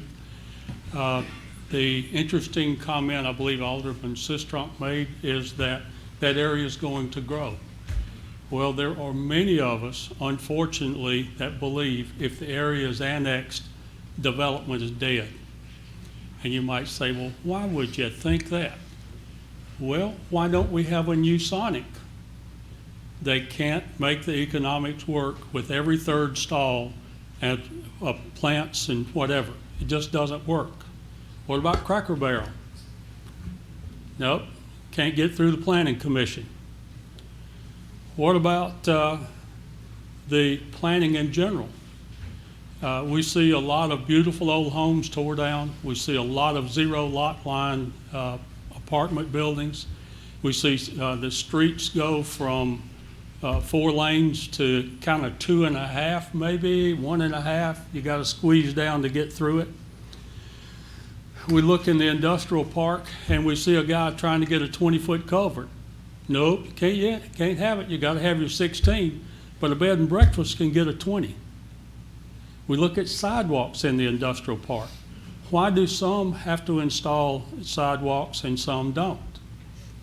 Mayor, it would be wonderful if you would put a sidewalk around your piece of property on Industrial Park. And looking at it today, there'd be a nice tie down to sidewalk tie down to the new storm shelter. The sidewalk to nowhere, that's a debacle, guys. You really need to put some reality in it. I understand the sidewalks. In general, sidewalks is good. Sidewalks to nowhere, sidewalks in the industrial park, come on, guys. Be real. The sidewalks, while we're talking about that, I know of a contractor that will not install sidewalks in Starkville anymore because the guy comes out with his little 2-foot level, and if it's a little bit over 2.0%, you got to tear it out and put it in. Well, what is the tolerance on the level? What's the last time the level was calibrated? You're costing a lot of folks many thousands of dollars. There's 2 new Habitat for Humanity houses being built, $12,000 for sidewalk. Trying to get folks in houses, I'm not sure they would really refuse the house if it didn't have a sidewalk out there. You know, look at the City Hall. There is no other building in this town you guys would allow with effectively no parking. You're using the Methodist Church's parking, you're using the county's parking, you're using down the street. So, you know, again, we have no reality here.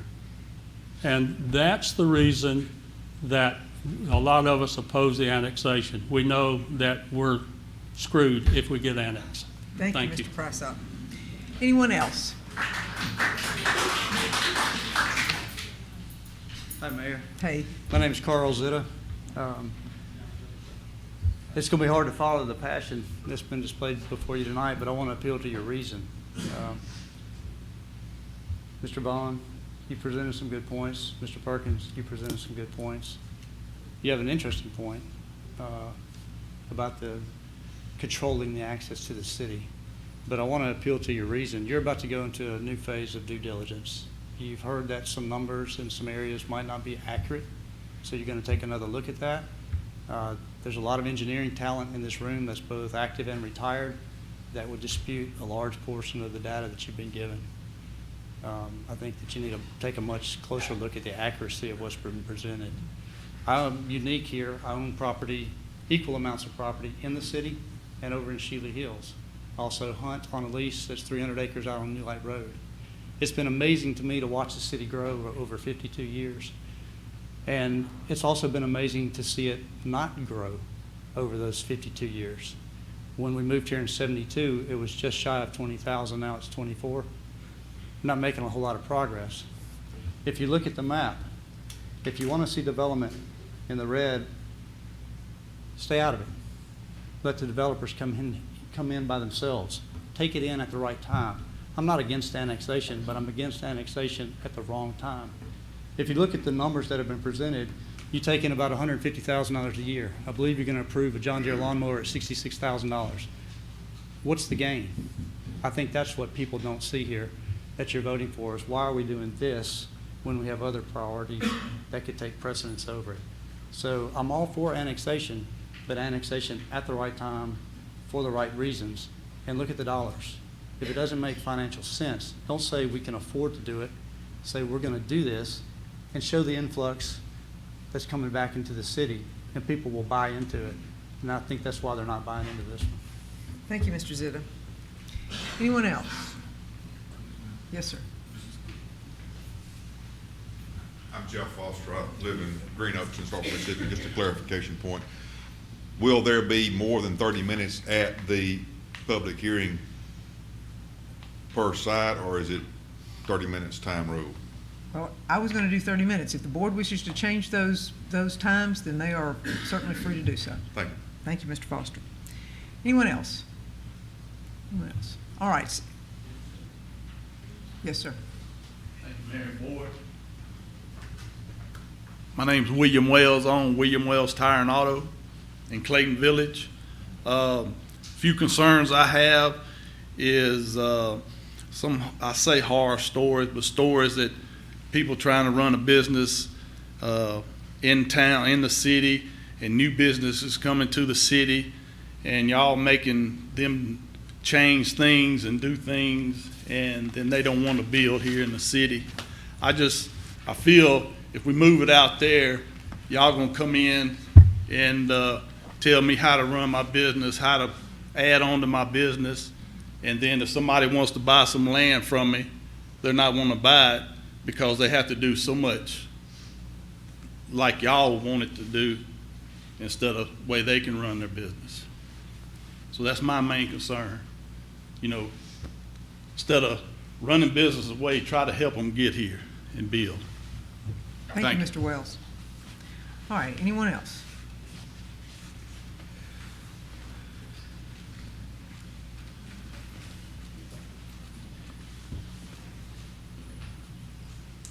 My name is Tim Allison. I live in Shealy Hills. What's this issue about tonight? You know, to be in the city or to not to be? What are the advantages to being in the city? Fire protection, that's a good thing. Police protection, that's a good thing. City services like the sewage system, that's a good thing, especially if you're in a neighborhood without it. Zoning protection, that's a good thing. What are some of the disadvantages to being in the city? Taxes. Y'all are going to raise our taxes if we go into the city. Another disadvantage, and other people have talked about it, oppressive code enforcement. As I weigh the positives and the negatives of being in the city, I come down to the conclusion, I don't want to be in the city. And the reason I don't want to be in the city, I do not trust you people. Code oversight is oppressive. I'm not going to go into any more detail of that. We've had several people talk about how oppressive code oversight is. But, you know, the city annexed another portion of this of the town over 21 years ago. They still haven't done all the things they need to do. And in Shealy Hills, one of the things I'm interested in is a sewage system. Guess what? Tonight I found out Section B has $0 for a sewage system. The way you put this whole program together, you talked about contiguous lines and everything. You know how Sheely Hills is contiguous? You've got Eastleigh Boulevard. Hey, that's about 15 to 20 yards of a contiguous line there. And right there where Eastleigh Boulevard hits Old Mayhew Road, there's one lot between Old Mayhew Road and the back of that section line and everything. That's about 50 yards. So yeah, I guess technically we are contiguous because we've got a 15-yard wide road that makes us contiguous. And in another section, we have a lot that the depth of it's about 50 yards. That makes us contiguous. Guys, that is the definition of gerrymandering. Let's be honest about it. Gerrymandering. You are drawing these crazy lines in order to bring us in.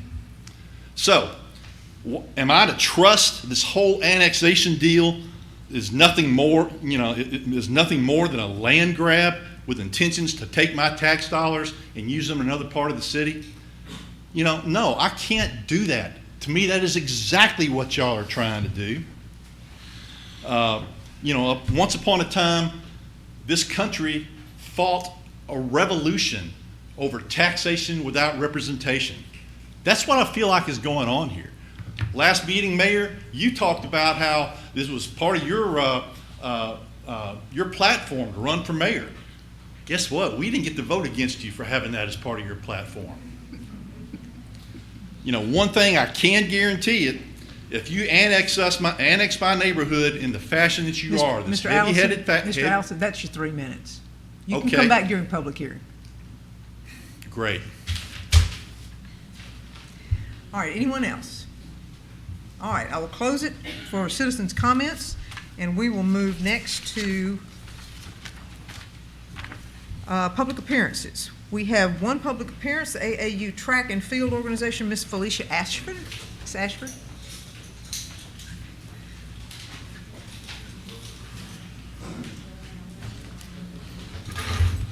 Good evening. Good evening, Ms. Ashford. My name is Felicia Ashford, and I'm here Did as you a rep. want, did you want the chief to pass those out to us? Okay. Didn't pass. I'm here as a representative of the Mississippi Gold Chasers Track and Field Organization. The Mississippi Gold Chasers is a nonprofit youth track and field organization affiliation of the AAU Amateur Athletic Union, which was started by Brother Kentrell Andrews in January of 2019. AAU is one of the largest nonprofit volunteer sports organizations in the United States. A multi-sports organization. Ms. Ashford, could you just hang on just a second? Let's let these folks clear out so we can hear what you're saying, okay? We've got a lot of background noise, so give us just a couple minutes.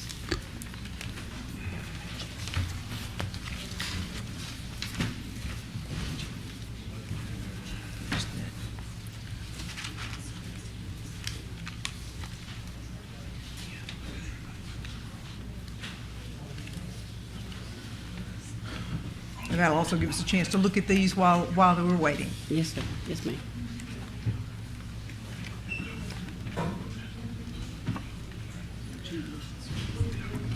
All right, if everyone could go ahead and get on out, please, so that we can let Ms. Ashford continue her presentation. Thank you so much.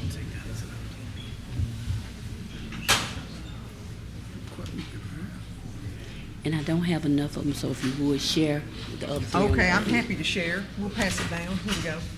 Would you pass that on down? Oops, I'm sorry. Here you go. You pass it down. Alderman Vaughn did it again. Okay. All right. Yes, ma'am. Go ahead and continue. Thank you. Okay. The Mississippi Gold Chasers is a multi-organization dedicated to exclusive and promotion of the development of amateur sports and physical fitness program.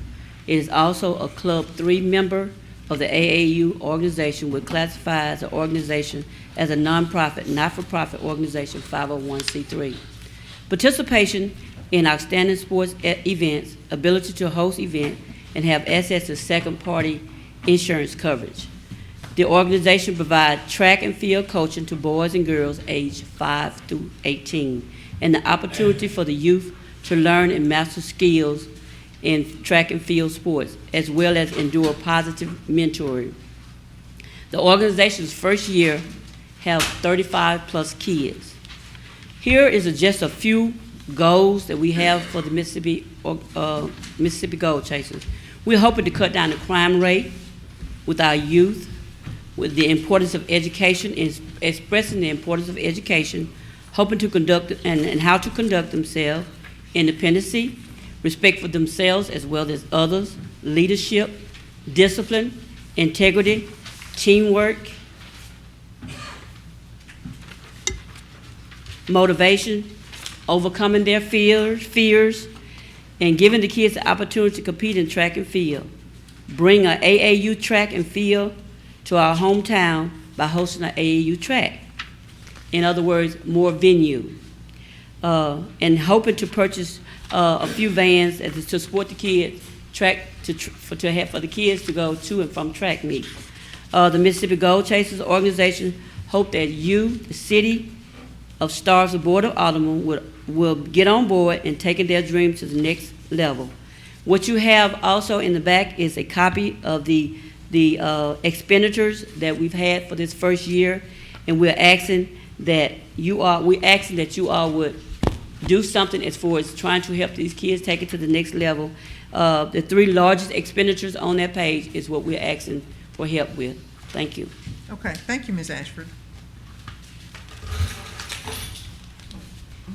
You've got that information for the record? Okay, all right. All right, the next item up is the public hearing. So we are now set to have the second public hearing on the ordinance for enlarging, extending, and defining the corporate limits and boundaries of the city of Starkville. This will be the opportunity that you have. We have 30 minutes, unless the board wishes to change that timeline. 30 minutes for pro, 30 minutes for con. And so Ms. Harden will be keeping the timing. So whoever wishes to come forward and speak about the annexation, now is your opportunity from a public hearing standpoint.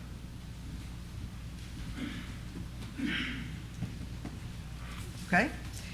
Do we have anyone who, yes, sir?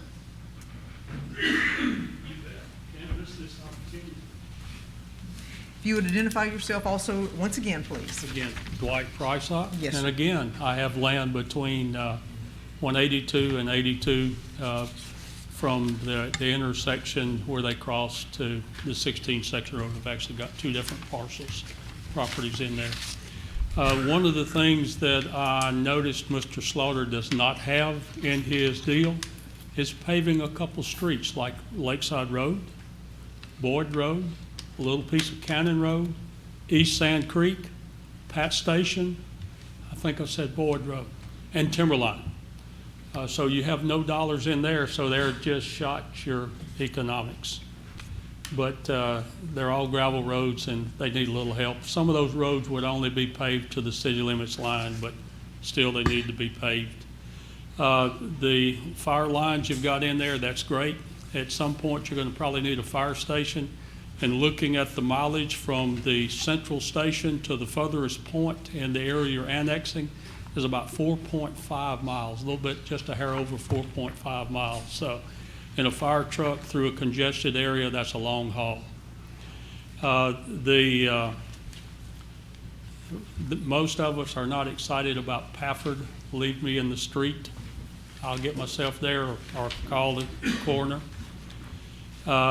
You know, it'd really be better if you guys annex south. That's more in the footprint. There appears to be no reason except control and dollars to annex the proposed area. And the real question is, why would we pay a 2 mil tax for the downtown? Okay, so he was wrong. Thank you. As you guys go through your annexation process, I would suggest you look at a recent Supreme Court ruling, 17-647. It's Nick versus Township of Scott. Be sure you read Chief Justice's write-up on that. He did a really good job, and there's a lot of interesting things in there for any agency that promulgates rules that affects people's property. Okay. Thank you very much. Thank you, Mr. Prysock. Okay, anyone else? Yes, sir?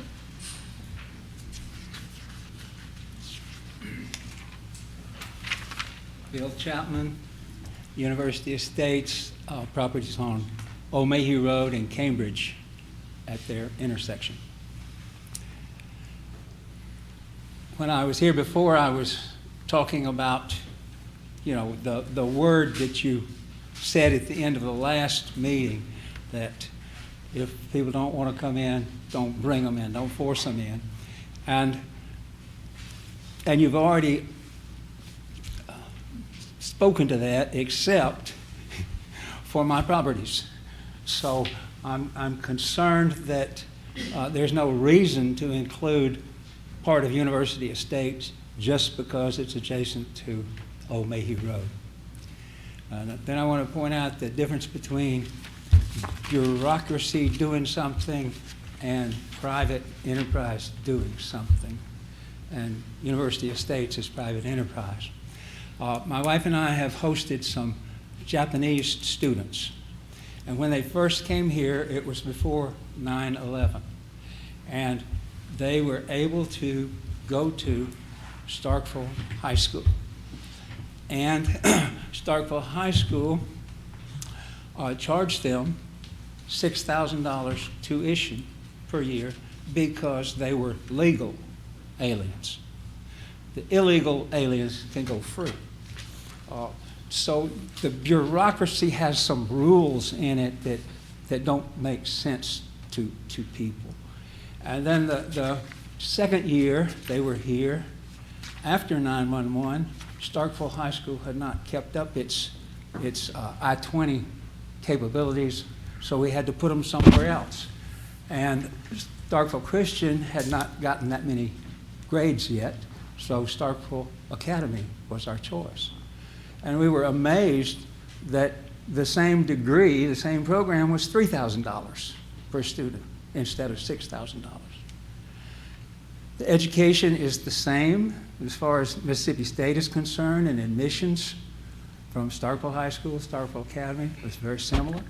So it was just to point out the bureaucracy that's involved in being part of the city is not an efficient way to do things. They mentioned that there's sewers available on O'Mayhew. That's not true. We have septic tanks on all of our properties. So they also misrepresented, didn't represent well why they wanted to add the property, just for frontage. I mean, O'Mayhew's right-of-way is frontage, and it's there, and it's open, and it's been that way while we're in the county. So I don't understand their reasoning for that. So I'm against annexation because I'm against bureaucracy and more expense than it can be done privately. We've done well in University Estates privately. Thank you, Mr. Chapman. Anyone else?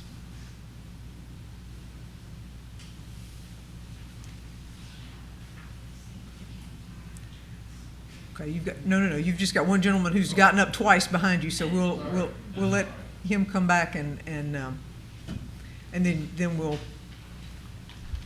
Okay, Tim Allison, Shealy Hills. Yes, sir. I want to speak now because now I can ask you all questions, and I would hopefully you could give me an answer. What's in it for us? What do you think being annexed into the city is going to do for me and my quality of life?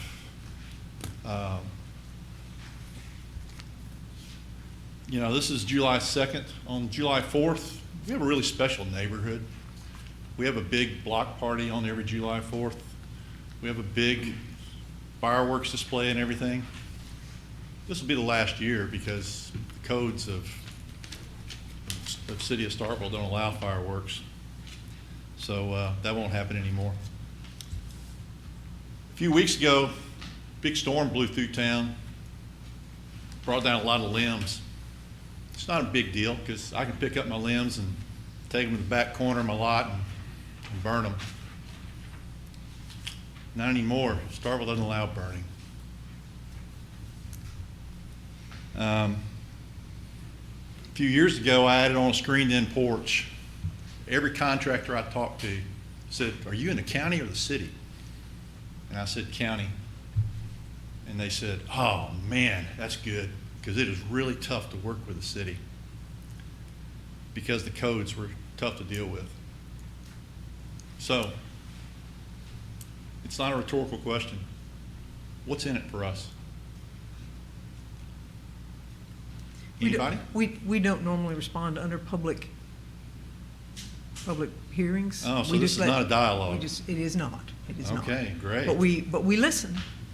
We listen. Yeah, well, I So- doubt that, so, Well, I think we've proven that by making some of those changes that we made. well, I mean, But anyway, I'm sorry. Go ahead, continue.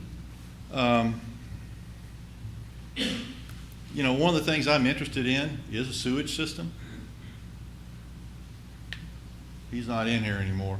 He did have $0 for sewage for Section B. Folks, that's wrong. It's wrong information. And, I mean, Mr. Chapman just said that, the Mayhew area, Old Mayhew Road, septic tanks. I promise you, Shealy Hills, septic tanks. And, so I don't see it. What's in it for me? The main thing I want would be zoning protection, which you can and will provide me. I do have confidence in you there. But sewage is the second thing. And you're not going to do anything for me there. And, you know, and Mr. Little, you talked about that contiguousness of drawing the lines. Man, I can take 70 yards and Shealy Hills wouldn't be contiguous anymore. I mean, that's the total of the contiguous lines that plan drew. Like I said, that's gerrymandering. You really want to be a part of it. Thank you, Mr. Allison. Sir?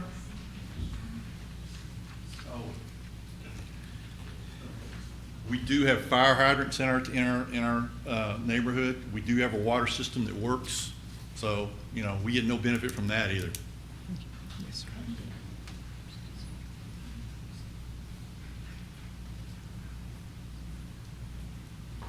Jim Chrisman, 197 Edinburgh Drive.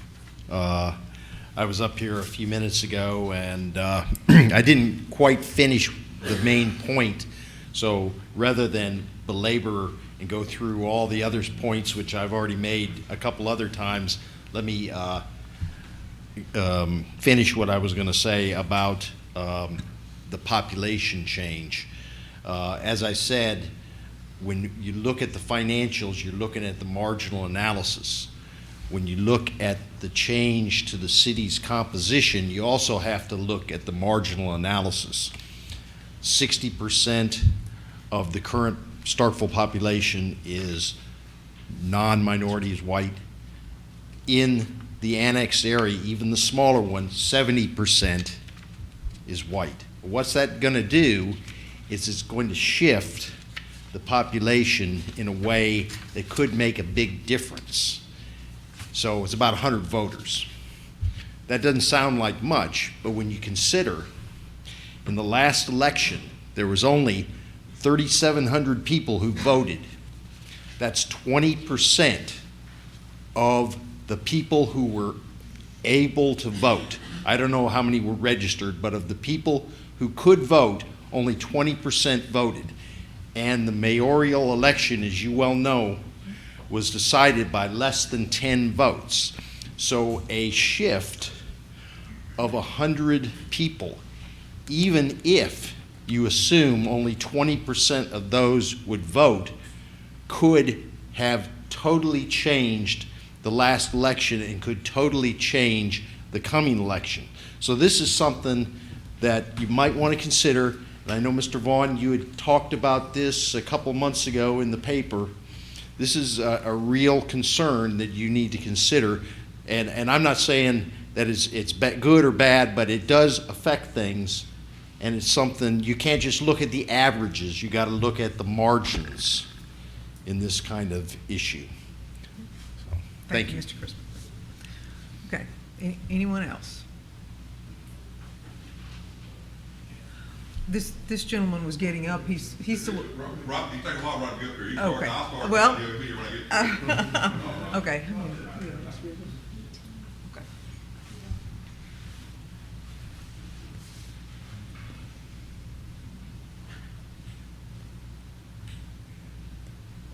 My name's Robbie Schultes. I live on East Lee Boulevard. I own 2 pieces of property on East Lee Boulevard.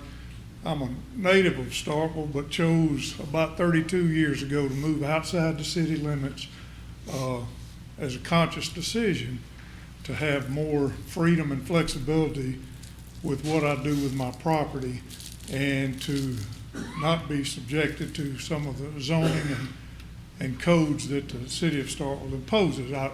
I realize and appreciate that there's a need for those type things, but all of us don't want to be subjected to that. I've moved several times since then, and each time chosen to stay outside of the city limits. I don't want to be inside the city limits and would prefer that the annexation not go forward. As far as the sewer systems go, there's probably, I don't know exactly how many homes, but there's, a dozen or so homes along East Lee Boulevard that are not in Shealy Hills, they're not in Harnett Hills, they're not in University Estates, along East Lee Boulevard. We do not have sewer service. We're all on septic systems. I do not know for sure whether we're covered in the sewer district that's set up out there. I really don't know. And actually, I've lived at that location for 24 years, and the last few months is the first I've ever heard of that sewer district even being in existence. So I really don't know. I personally feel like you've grossly underestimated the cost of bringing services to that, to the area of the county. You're talking about adding, what, 8, 9, 10 more employees to the city of Starkville. I don't know what the cost of employment of one particular person is, but that's got to be a big chunk of just the additional cost of those personnel, and the equipment they require has got to consume most of the additional revenue. So I don't think you've thought through it, with all due respect, what it's actually going to cost. And I wish you'd step back and take another look at it, because like many other people, I fail to see any benefit, as far as I'm concerned, of being included in the annexed area. Thank you, Mr. Schultes.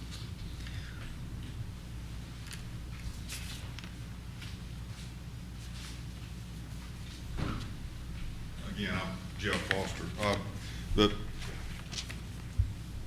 The word code has been brought up several times tonight, and these may have some disagreement from the audience. Codes aren't a bad thing to live under. They're not a bad thing at all. They keep your property safe, they keep you safe, they keep your environment safe. The problem is codes not being enforced across the board. The problem is interpretation of codes. The big problem is, I find it amazing in Starkville that we have no one in the code office who is credentialed by any organization to enforce the code zones. We chose to live where we are for all the reasons that we chose to live there, the same as the people who live in the city chose the same thing. The last thing I would like to ask is, I understand, Mayor, you said you don't want to answer questions, but would it be appropriate for our attorney to address the board at this time? This is under public comments. If he'd like to address it, he certainly may. He was want to find out, so thank you, ma'am. It's a public hearing, sure. Anyone else? Since you're an attorney, we have 14 minutes left. How are you, Mayor? I'm not going to be very long. It's good to see you again. Nice to see you, sir.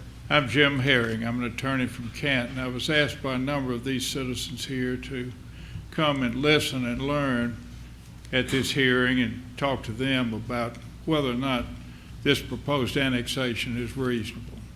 And I've certainly been involved in a number of these with Mr. Slaughter and many others like Mr. Slaughter that appear across the state representing cities in these annexation proceedings.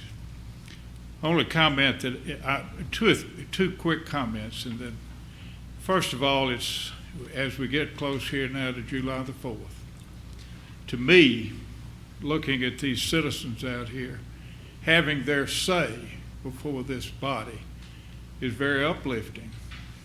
And it calls to mind Norman Rockwell painted a very famous painting of a young farmer who got up in a public meeting and was having his say in a group like this that appeared on the front page of Saturday Evening Post.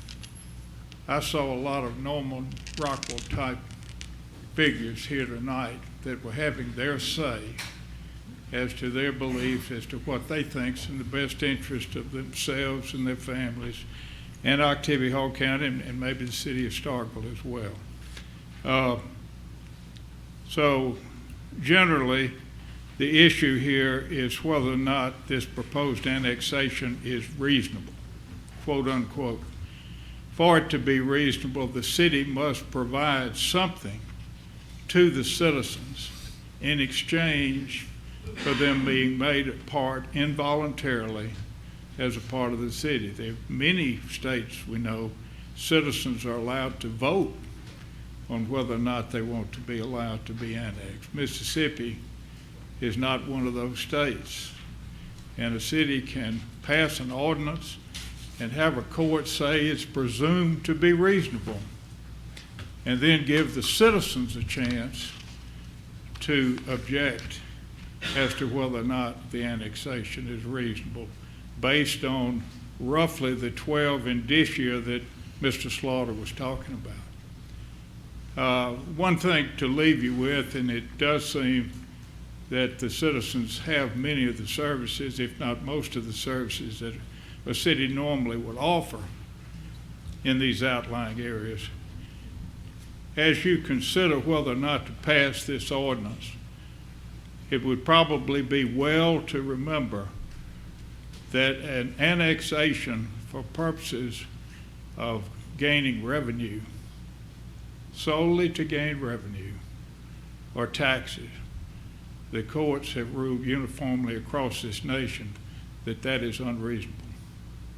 So appreciate very much the opportunity to speak, to see you again and to see others that I know. Appreciate the opportunity. Thank you, Mr. Herring. I appreciate you coming out. All right, anyone else? Anyone else?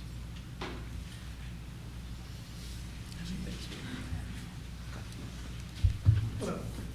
I'm Robert Walker. I live at 167 Hillcrest Circle.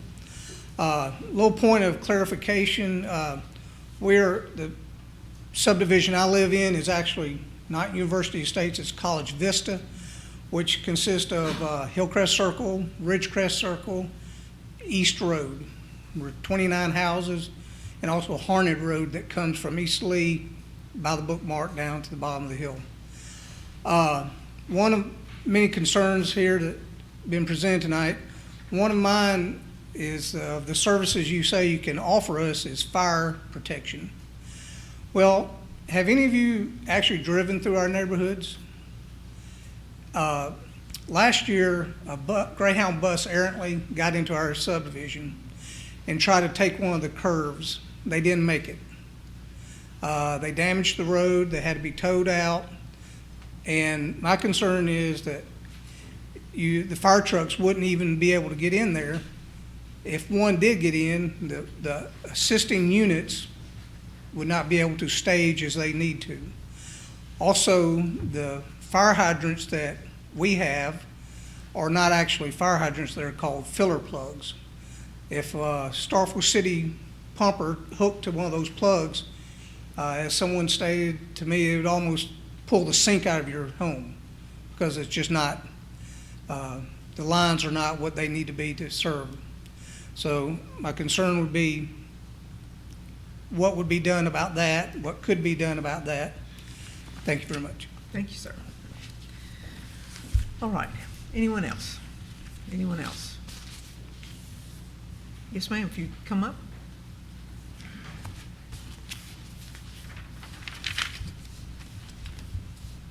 I'm not a public speaker. Yes. I'm Karen Chrisman. I'm just a housewife, a mother, a grandmother, and a great-grandmother. My husband and I live at 197 Edinburgh Drive. Edinburgh is named after a university in Scotland. This is really scary for me, and I don't really like to talk in public. As you have read in the letters that I have written to all of you, some of you twice and some of you 3 times, ever since the proposed annexation, I have been sick every single day and depressed thinking about this. My husband and I, as a mature couple, bought our house, our first house, 17 years ago, and we have sunk our life savings into this house. We have fought every step of the way for everything, for our land, our home, and I am sick, and I am tired, and I feel like this is a violation of our rights. We were just sitting around minding our own business, almost completely surrounded by the university, and this city decides to take over our land and property, just like they did in medieval serfdom, just like in the Game of Thrones, in order to get more revenue and to increase their spending habits on who knows what. Not only are we surrounded by the university, but our streets are named after universities and colleges all over the world. This has always been historically done all over the world, that these places have been around the university and had retired professors and students. When our home was built in 1962, and I almost brought the blueprint in tonight, it says State College, Mississippi on it. The university got to say whether they wanted to be part of the city, so we are voting not to be part of the city. Thank you very much for listening. Thank you. Thank you, Ms. Chrisman. Okay, anyone else?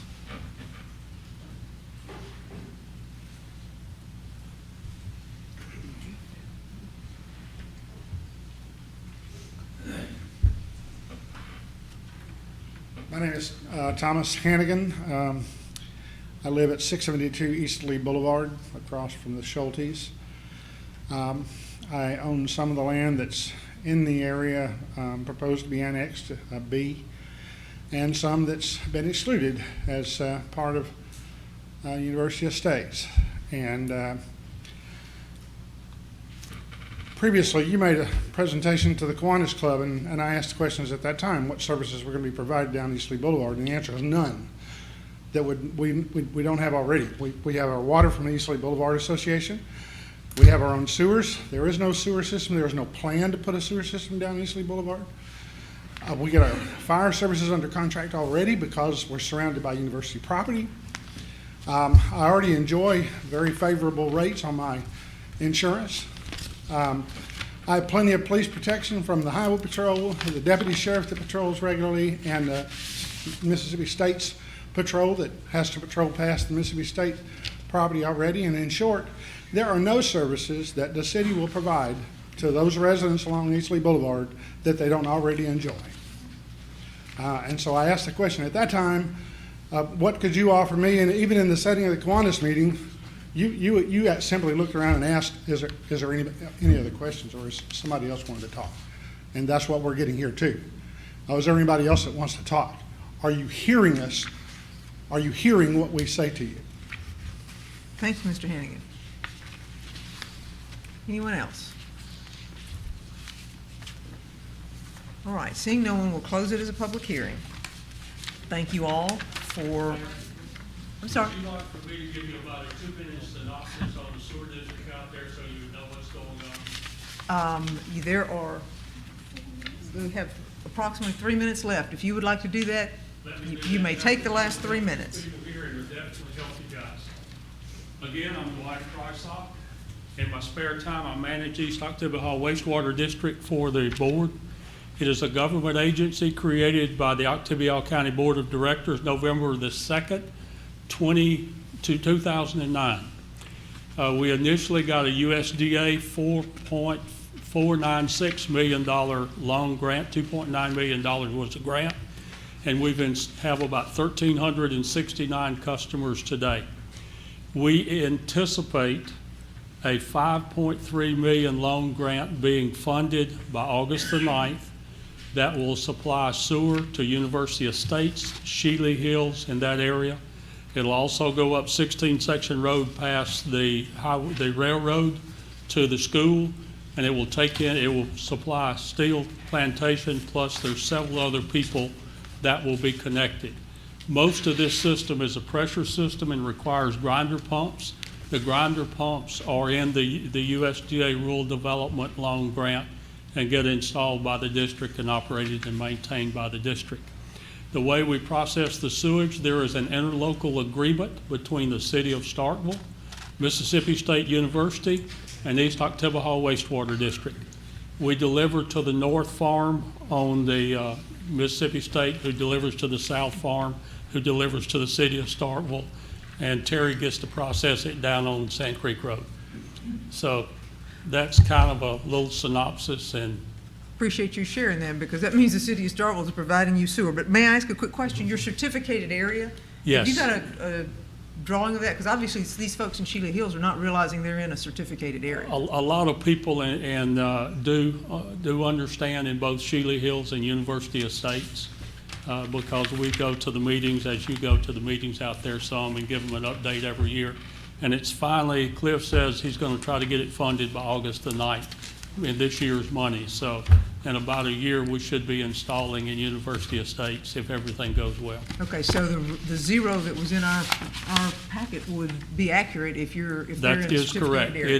That is in the district certificated area, and this loan grant will cover that area. So that will help all of you with that information and the people out here that didn't know it. Okay, thank you so Okay, much, Mr. thank Prescott, you. we appreciate it. All right, well, that closes the public hearing. We have, I believe, outlasted our 30 minutes. So we do thank you all for being here, and I appreciate the education. Thank you so much. I'm sorry.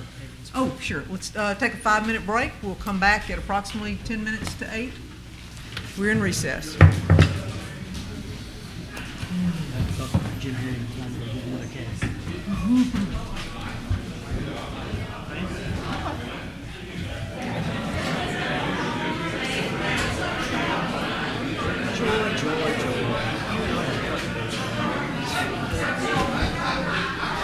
Little did they know that I'm the one that wanted to annex all that stuff, so we're going to rather than take it under the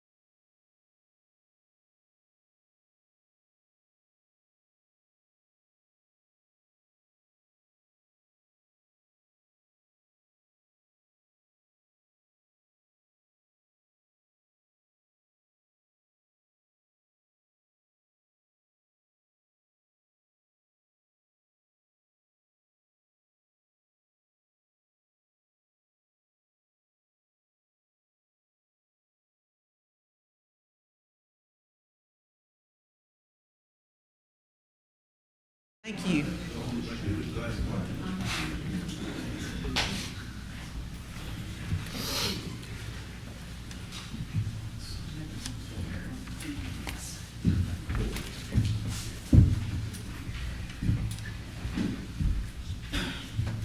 Thank you so much. Appreciate it.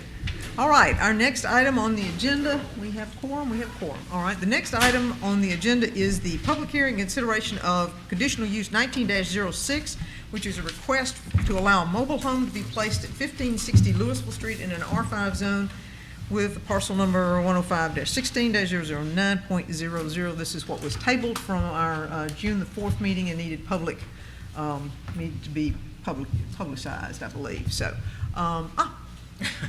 Dr. Kim. Yes, today planners wanted to have nighttime off. Well, that's nice of Yeah, I you. was wondering why, but so I'm here for you, and I'm going to simply summarize what has been happened. The applicant is seeking conditional use to replace a mobile home on the property zoned R5, and the board had the discussions on June 4th and tabled it due to the concern on the existing house on the property. The re-advertisement was published in the Starkville Daily News on June 14th, 2019. So that caused actually deferred this meeting today. This is the location of it. It is on the Louisville Street near to the Industrial Park Road. The property is 2.2 acres, and there is an abandoned house to be removed. And fire chief has been discussed with the school board, and I just had a discussion with the fire chief, and he told me that the house will be controlled burn down within 2 weeks.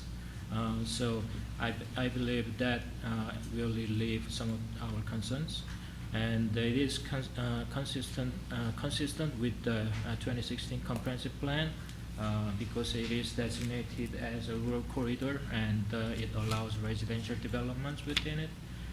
It is compatible with the surrounding area, and the planning and zoning approved this 620 and recommended with the conditions. First condition was the applicant shall have 6 months from time of conditional use approval to begin the permitting process with the city. And the second one was that the mobile home shall be placed at least 50 feet away from the existing structure on the site and within the required setback for the R5 zoning district.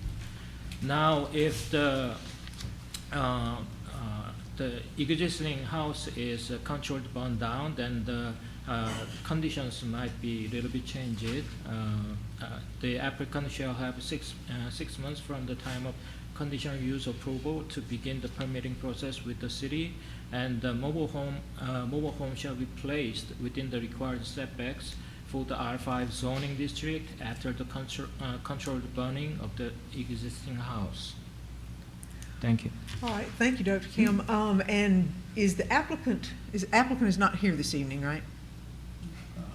No. Okay. All right, thank you. Is she aware of the burn, the 50 foot away, and the required setbacks associated with the burn? Is she going to wait until the house is controlled burned? That has been happened. She was going to apply for the situating the mobile home within 6 months of the conditional use permit, but it has been tabled so far. So it's only 2 weeks away from the controlled burning. So I doubt that she wanna just go ahead and put the mobile home 50 foot away from the existing house and watch it burn? Burning, yes. Okay. You think she probably would not do that, right? I would not if I were her. I doubt that, but I'll double check with the applicant. So the recommendation of the zoning board voted 6 to nothing to approve this, to recommend it. Yeah, first, the Planning and Zoning Commission was approved with the condition that the mobile home should be situated 50 foot away from the existing house, considering that the existing house will be burnt after the mobile home. But now we have been having a discussion with the school board, and within 2 weeks, the existing house will be controlled burn down. So the situation has been changed, I believe. All right, any questions of Alderman Walker? Maybe not so much for you, a question for you, Dr. Kim. Chief, would it be your preference to burn the house down before any mobile home is placed on the site? Yes, sir. All right, thank you. All right, thank you. Any other, I need a motion? Do I, well, no, I have got to open it as a public hearing. I'm sorry. If there's no more discussion, I'll open it as a public hearing. Anyone wishing to speak on this matter, now is the opportunity.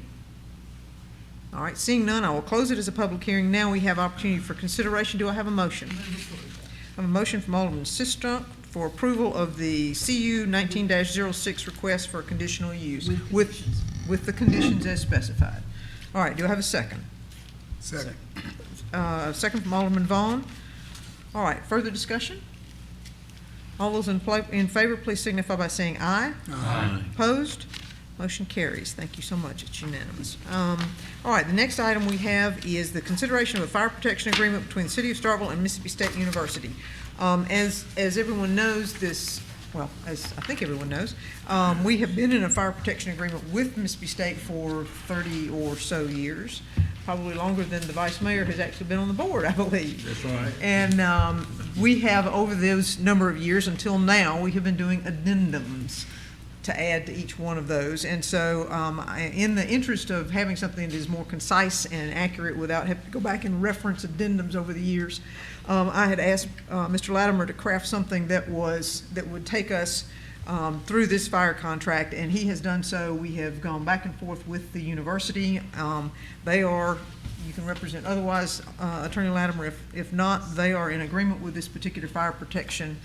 The changes that are here are in essence that we no longer are going to rely on them to buy us a fire truck. We're going to do it ourselves. They're going to increase their contract amount that they will give to us for that purpose.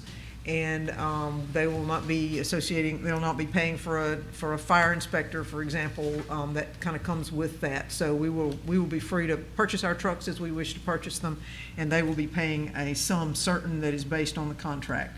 So, Mr. Latimer, anything to add to that based on your? No, that's completely accurate. All right. Any discussion from the board on this? Alderman Sistrunk. I'd like to just say that this is a much improved contract. When we beat through the years and years of addenda, and my high school Latin teacher insists that I say addenda, when we beat through all that, we found that there have been operational changes through the years that were never incorporated into the contract. This contract not only recognizes those changes, it does give us the flexibility to control the purchases of trucks, and so it is a much improved contract. Okay, do we Can have? we scroll down and show the amounts and the Alderman amounts Beatty? on Okay. Joel, would you be so kind? That's the old stuff. Let's look at The new. proposed. There you go. Okay, so we start with 400,000, which is a $100,000 roughly or so increase. Next year is 500,000, the next year is 600,000, and in 2023 it rises to 650 thereafter using the CPI. The floor will always be 650 until we negotiate again necessarily. So any questions of that from the board? Do I have a motion at this point? Move approval. I have okay, I have a motion for approval from Alderman Sistrunk, a second from Alderman Little. Further discussion? Seeing none, all those in favor, please signify by saying aye. Aye. Opposed? Motion carries. Thank you so much. Glad to have that one done. All right, the next one is my apologies again for putting this resolution in front of you at the last moment. So this is the bill grant resolution that should have been included in our. Thank you, Alderman Little. Okay. Do I have a second? Second. Second from Alderman Sistrunk. Further discussion? All those in favor, please signify by saying aye. Aye. Opposed? Motion carries. Thank you so much. All right, the next item under board business is consideration of two candidates. We have Mr. Frank Childs, who has been on the Golden Triangle Regional Airport Board for a term and a half, I believe. And then we have Rodney Lincoln, who has also submitted his name for that position. So both candidates are here this evening, and we would like to give them a chance to come up and speak. We'll do so. Mr. Childs, we'll start with the alphabetical order of this. I won't say age before beauty or any of that sort of thing. We'll say alphabetical order.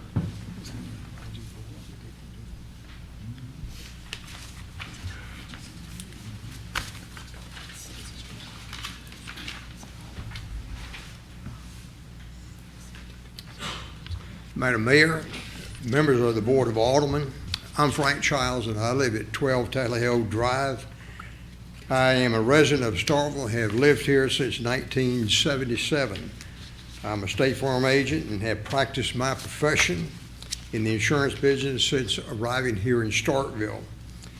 I have co-chaired 2 school bond issues during my tenure in Starkville because I thought it was the right thing to do for the community. I'm a Rotarian, and I have DNA service in my DNA, and I want to continue this service wherever I can. Economic development is vital to Starkville. Economic development is our lifeblood because this is where our future will be and will continue to be. The Golden Triangle Regional Airport is a vital cog in the fabric of the economic development, as much as 4-lane highways and excellence in education for our schools. I have served a portion of Stuart Vance's term. Stuart was a charter member of the Golden Triangle Regional Airport and stepped down, and I took his term. I have served 1 term of my own, and my term expired the 30th of June. Because of that, I feel the thing at the airport, the service that we provide for the general public, is something that I think that is certainly a potential to grow and become more evident as time goes on.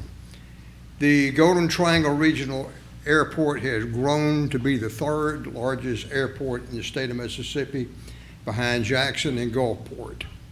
Golden Triangle Regional Airport is where a lot of airports are beginning to lose service, like in Tupelo, in Meridian, Greenville. We are growing our service. We have added a 4th flight to our repertoire out there, and that is my understanding that flight is actually 86% full when it leaves here.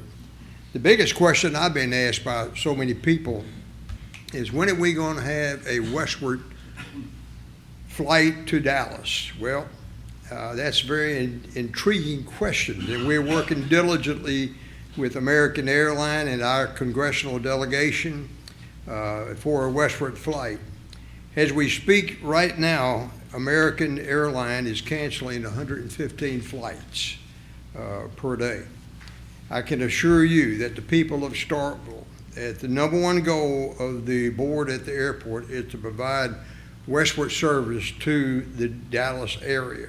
We will continue to work with American Airlines and our congressional delegation in Washington.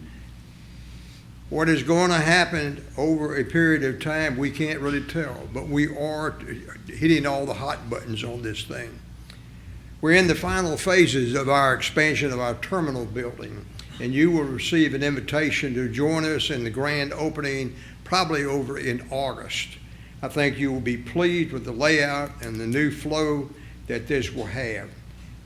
In moving passengers from one point to another, we certainly want to make them as comfortable as possible. We have subcontracted in January of 2017 with AvFlight to handle our fixed-based operation in civilian charter business. From all indications, this is working out well for us in AvFlight. Last week, the Starkville Daily News ran a front-page article regarding the Air Force and the use of our runway. One of the Columbus Air Force Base's runways is down for repair. The mission of the Air Force at Columbus Air Force Base is to train pilots, and having one runway down would certainly create a problem. Golden Triangle Regional Airport cooperated with the Air Force with the use of our runway. This does not inhibit their number of pilots going through their pilot training program for the fiscal year 2019. Currently, we have 29 aircraft based at Golden Triangle Regional Airport for the next 6 months. This has worked out well for Golden Triangle and has worked out well for the training at the Air Force Base. We have one of the best small airports in the nation. We are the model for many other airports to imitate. We do not come to our partners, the cities and the counties, for financial help. We really are a sustaining airport.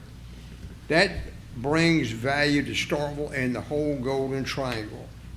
Our neighbors to the north in Oxford, no offense, do not have regular commercial service out of Oxford. Our neighbors to the east in Tuscaloosa do not have regular service either. Our athletic teams don't have to be bused to an airport and to travel. They fly to Golden Triangle, and they're very pleased with it. I have served for 7 years on this board, and I've tried to give you sort of a thumbnail of what has been going on over this time. When I got my directive by email, they said, make a presentation to you, and this is what I've tried to do, and I'm ready here to answer any questions that you may have. Thank you, Mr. Childs, and let me say thank you for your service to the community as a whole, as well as on the Golden Triangle Regional Airport Board. Do we have any questions of Mr. Childs? Alderman Sistrunk. Yes, ma'am. I have two. Does the Golden Triangle Regional Authority Airport Board have term limits? They do not, do they? I don't think so. That's my understanding. And then this is just a question I generally want to hear from any applicant who's going to be sitting on a board is, what do you view as the role of a board member on a board like this? Well, one of the things, we're a policy setting board. We don't do the actual running of the airport. That's not our role. But we do set policies. We're very fortunate in having Mike Hainsley as our executive director out there. We listen to him. He comes to us with recommendations. Sometimes we kind of massage them a little bit before we pass them. But we want to make sure that we're serving the public here in Starkville, Mississippi State. Starkville and Mississippi State are heavy users of our airport. They're traveling all the time. If you go out there and look at the passengers that are boarding, you're going to find a very heavy flavor of Starkville and Mississippi State people. Does that answer your question? It does, thank you. Anyone else? Any questions of Mr. Childs? All right, thank you, sir. Appreciate it. Well, I thank you for allowing me to serve in that capacity of representing the city of Starkville. It's been my pleasure, and I thank you for this opportunity. Thank you, sir.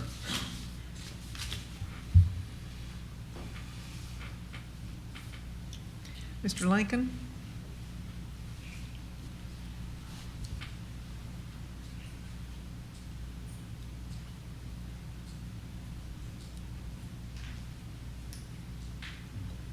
Good evening, Mayor, Vice Mayor, and Board. Of course, I'm Rodney Lincoln, and I very much would like to represent the city of Starkville on the Golden Triangle Regional Authority. I have 30 years of aviation experience, combined with 15 years of airport operations, maintenance, and management experience. I have experience with working with the FAA with grants, MDOT grants, state level grants, with in excess of over $10 million income from those units. I am currently serving on the board of directors with the Mississippi Board Airport Association. I have served on the MDOT Multimodal Grant Review Committee, and with these qualifications, I believe I'm a qualified candidate for this position. Thank you. Any questions of Mr. Lincoln? Same question for the Mrs. same, Strunk? the Okay. same question. Alderman What do you Strunk. view as the role of a board member with the airport board? To help the airport personnel with policies and provide leadership for them. Thank you. All right, anyone else? Okay. I'm sorry, Alderman I've Walker. got one, and this would be, since Mr. Childs has been on the board, the question would be, if you were to be on this board, what do you see bringing to the table, and what would be the biggest goal that you would hope to accomplish?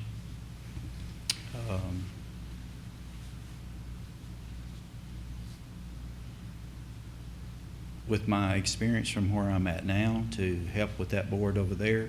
It will also tie back in to help with the city of Starkville and their airport as well. I get lots of calls about they want to buy a ticket to fly at our airport. And I have to explain to them what they have over there. I don't know everything they have over there, but it would help our community too, the more I knew about that. Thank you. Anyone else? Anyone else?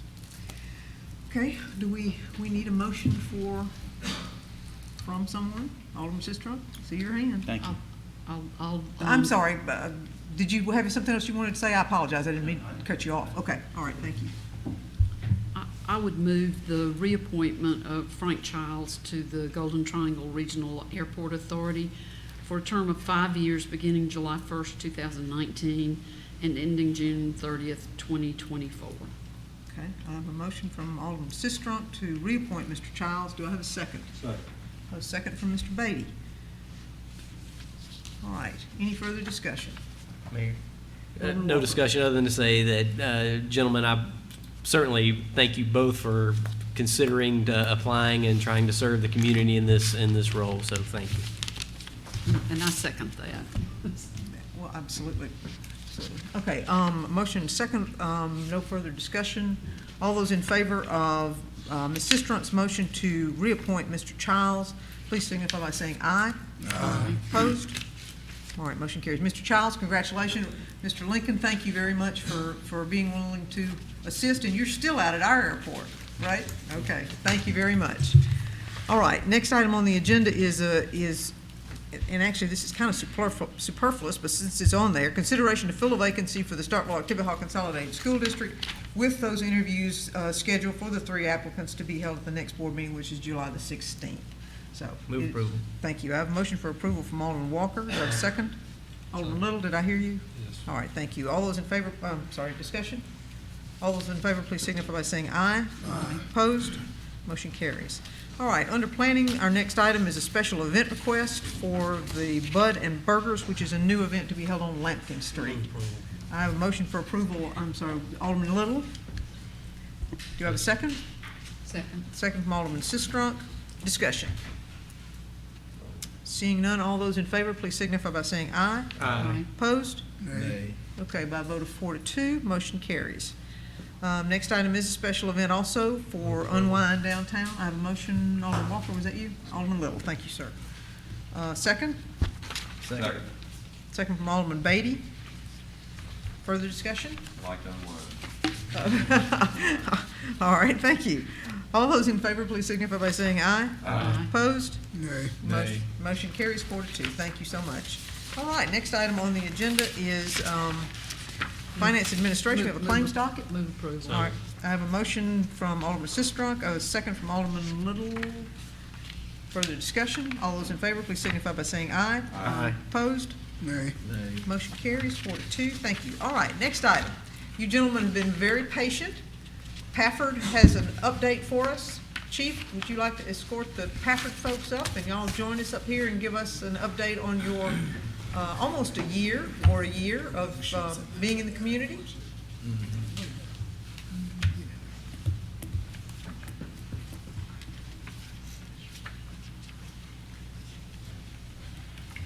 And if you would, everybody introduce yourselves with names so that we can make sure the board knows who we're talking to. Good evening, board, mayor, vice mayor. Good to see you guys. My name's Freddie Parker, the director of operations for Pafford EMS Mississippi. With me, Tony Fabella, the operations manager for our North Mississippi operations, including Starkville, and Blake Barnett, who's one of our operations supervisors covering Starkville here. Okay. So we put together a small PowerPoint just to run you guys through the last year of operations that we've had. So I'm going to let Blake kind of take it from here, just run through kind of some numbers with you guys, how many calls are running and how long it's taken us to get from point A to point B.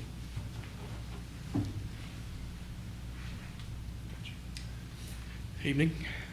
So running right into it, our total calls from October to present is 1,445 with a response time on priority 1 calls, which I'll explain is an emergency call that through the system of questioning per QA, warranted lights and sirens. Was 5 minutes and 7 seconds. And priority 2, which still is an emergency call, but through the system it warranted a no lights, no sirens priority 2 response, being a 6 minute 3 second, which totaled the average response time to 5 minutes and 17 seconds total. Of those calls, 145 were at Starkville Manor with a average response time of 5 minutes and 50 seconds. 70 at the Carrington Nursing Home, which averaged 6 minutes, 0 seconds flat. And the Claiborne at 11 calls with a 4 minute, 48 second response. Out of those calls, 81 of them were 10 minutes or greater, and which averaged out to 94.4% of the compliance. Currently, right now, 48% of our staff at Pafford is staffed by the Starkville Fire Department members. We have completed several classes and training alongside Starkville. Those being listed there, just to name a few, we provided some refresher blocks, did some in-service on our equipment we use so we can have a easy time working together, and much more. We also recently completed a in-house emergent medical technician EMT class. 6 of those were members of the fire department, as pictured there, and we got them all squared away, ready to take a registry. Alongside the fire department, we have supplied several things to them. 9 new Furno bags, stocked supply cabinets for medical equipment, remodeled at Station 4, and a new room at Station 3 and at Station 1, which we did apply those appliances and stuff for that little fun room. We also have upgraded them to an ALS response, which is advanced life support, with the functioning medics on the fire department. To touch on that real quick, I'll make a comment there. So in upgrading, in upgrading some of the supplies to advanced life support, so prior to our arrival here, the paramedics that are employed by Starkville Fire Department were not able to function at the advanced life support level that they're trained to. So now they have that equipment. We provided that for them, the cardiac monitors, the medications. They're functioning under our medical control now at the advanced life support level. So in that case where it may take an ambulance extra time to get there, if there's one of the Starkville Fire Department paramedics there, they're able to go ahead and provide advanced life support prior to us getting there. Okay, thank you. Alongside October Hall 911 Dispatch Center, we have provided the radio Miss Win system that we use. They've been involved in several meetings. Actually, we're able at the beginning to bring some of the dispatchers here to our center so they can see how we have things going and performing there in Ridgeland, Mississippi. They do have access to a GPS location of all the ambulances that we staff here in Starkville. We try to be really involved with the community. This list here is just the ones that I could remember off the top of my head that we were very honored to be able to be at and function alongside. And just a few pictures that we've had during our time with the community. We also had, I'm sure, and hope everybody has seen this little article about a call that we were able to get that turned full circle. We actually provided some care and was able to meet with the patient after she was able to return home. Making that full circle is something we don't get to do often, so it's nice to be able to share when we do have those calls that kind of hit us right here at home. And let's see, that's all we have there. Anything else, Mr. Brady?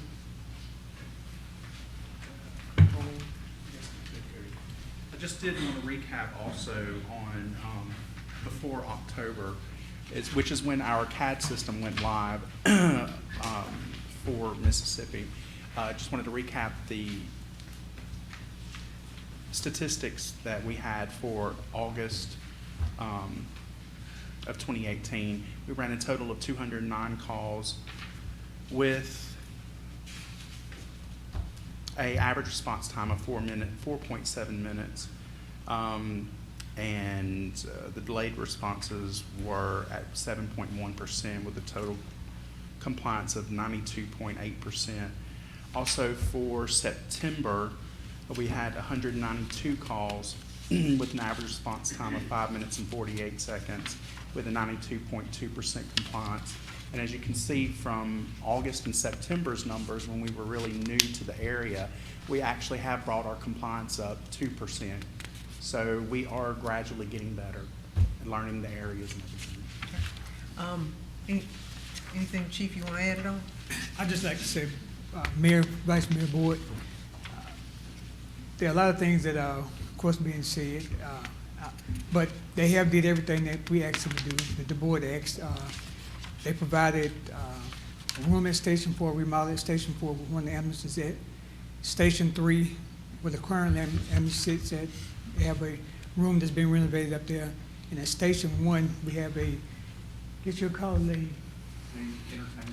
entertainment room, however you want to call it, but they redid that as well. So our guys did the work, they bought the materials, that's kind of how we wanted to do it. So, but everything in compliance, we had no issues, everything's been running good, we get along fine. So I just wanted to say from our standpoint, from the Starkville Fire Department, we're pleased.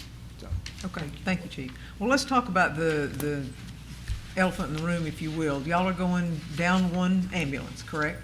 Actually, Has that changed? we actually did go down one ambulance on May the 14th due to the call volume not supporting the third unit. Okay. We, on the average, I mean, there is a specific formula to come up with this, but on the average, we need at least 100 calls per unit per month to be able to sustain the unit for the 24-hour period.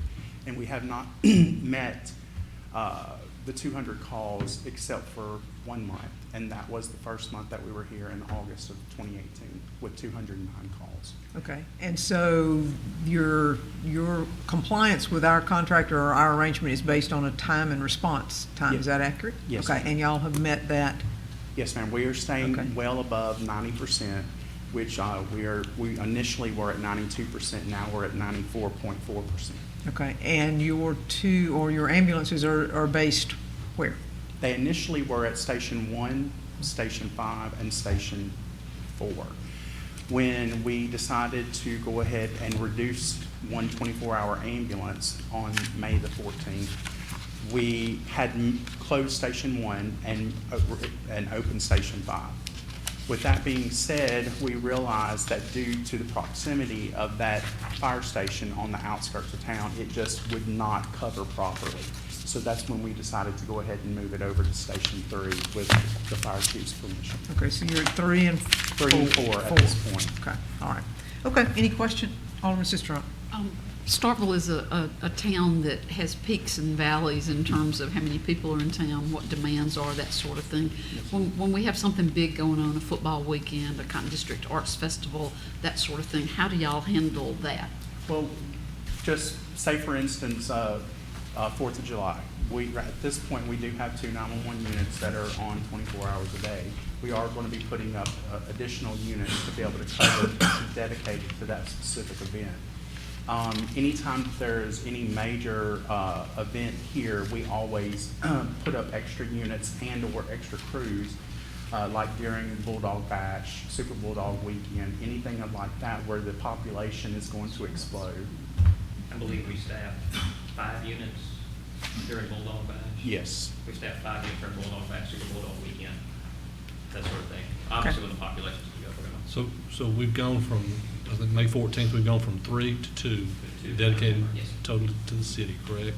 Yes. And that third one is still in the city on standby, should the need arise, or? It's at Fully stocked and ready to go. Station Okay. 1. And Chief, prior to us going to Pafford last year, how many were servicing the whole county and the city? How many ambulances? 2 or 3, I'm not sure, but I'm 2 or 3.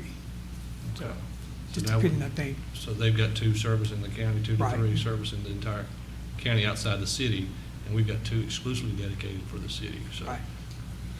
So, as far as the public goes, we've got 4 ambulances servicing in Oktibbeha County at this That's time, right. possibly 5 as the need. Okay, thank you.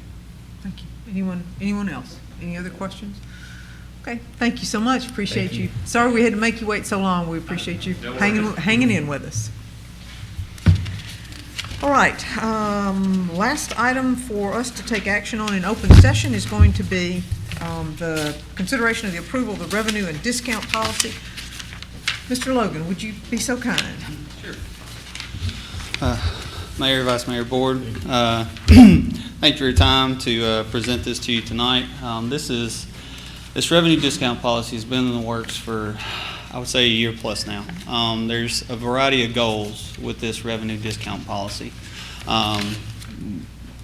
One of them being for the board to basically help establish and review all of our annual fees. That has not necessarily been done before, except through things like our facility rental policy. Through a variety of ways, through the public reaching out to both myself and obviously the board, people say a lot of different things about the fees we charge. And through this revenue and discount policy, one of the things we want to do is basically to allow the board to review and, approve or not tonight, the philosophy behind some of this. So in this policy, I know there's a lot to it, and I'll just kind of run through some of the highlights if we could. It goes a lot of verbiage, establishes definitions, things like that in the early goings. I want to highlight a couple of things that were really important to me, and obviously answer any questions about anything else. So we can jump around as needed. But on section 3, which is page 7, you'll see the decision tree pricing model. This is, beat my own chest, it's innovative. This is something that departments across the nation are doing to where you're able to establish and determine why you might charge certain fees. For example, and as you'll see on the very, very last page, things like charging more potentially for things like adult sports as opposed to youth. At most basic level, you may not understand why, but this seeks to establish that. So in that decision tree pricing model, it shows basically reasons behind why we might charge a certain fee. So you can see who benefits, the type of service, the appropriate funding, and then the cost recovered. So cost recovery being a very, very big issue across the nation in all, not just Parks and Rec departments, but cities. So again, this idea of cost recovery being one of the main things we discussed. So just kind of moving on. Again, there's a lot of different definitions. Let's see, page 10. Yeah, page 10, facility rental fee reduction. This is a big issue. And no doubt you've heard about it before. We hear about it a lot, about groups that want to use any facilities. That's pavilions, that's the Travis Outlaw Center, that's ball fields. Groups that request facility fee reduced or completely waived. And as it stands currently, the only method that we might be able, the only method the city has, and we have as a Parks and Rec department to determine this, is basically the city's sponsor policy. So if an event comes to us or group comes to us, the city has, through that sponsor policy, the ability to potentially sponsor that event, basically help them organize it. And we've done that with a variety of events. If it's an event we don't do, we might get involved with them and try to help them out in any way we can. But again, point being that there's really not a way for us to, a method, a process, none of that has been established before to determine how to do this. So that's what one of the main things this seeks to do. And attached to the revenue policy itself is actually a criteria for who might qualify, as well as an application for those that might want to request a facility fee reduction or waiver. And then the last thing I'll hit on is the very, very last page, and that's just quite simply our fees. It relates back to the decision tree pricing model and the service level, the cost recovery goal. Again, just a goal for what we're trying to establish within each program, and then the fee.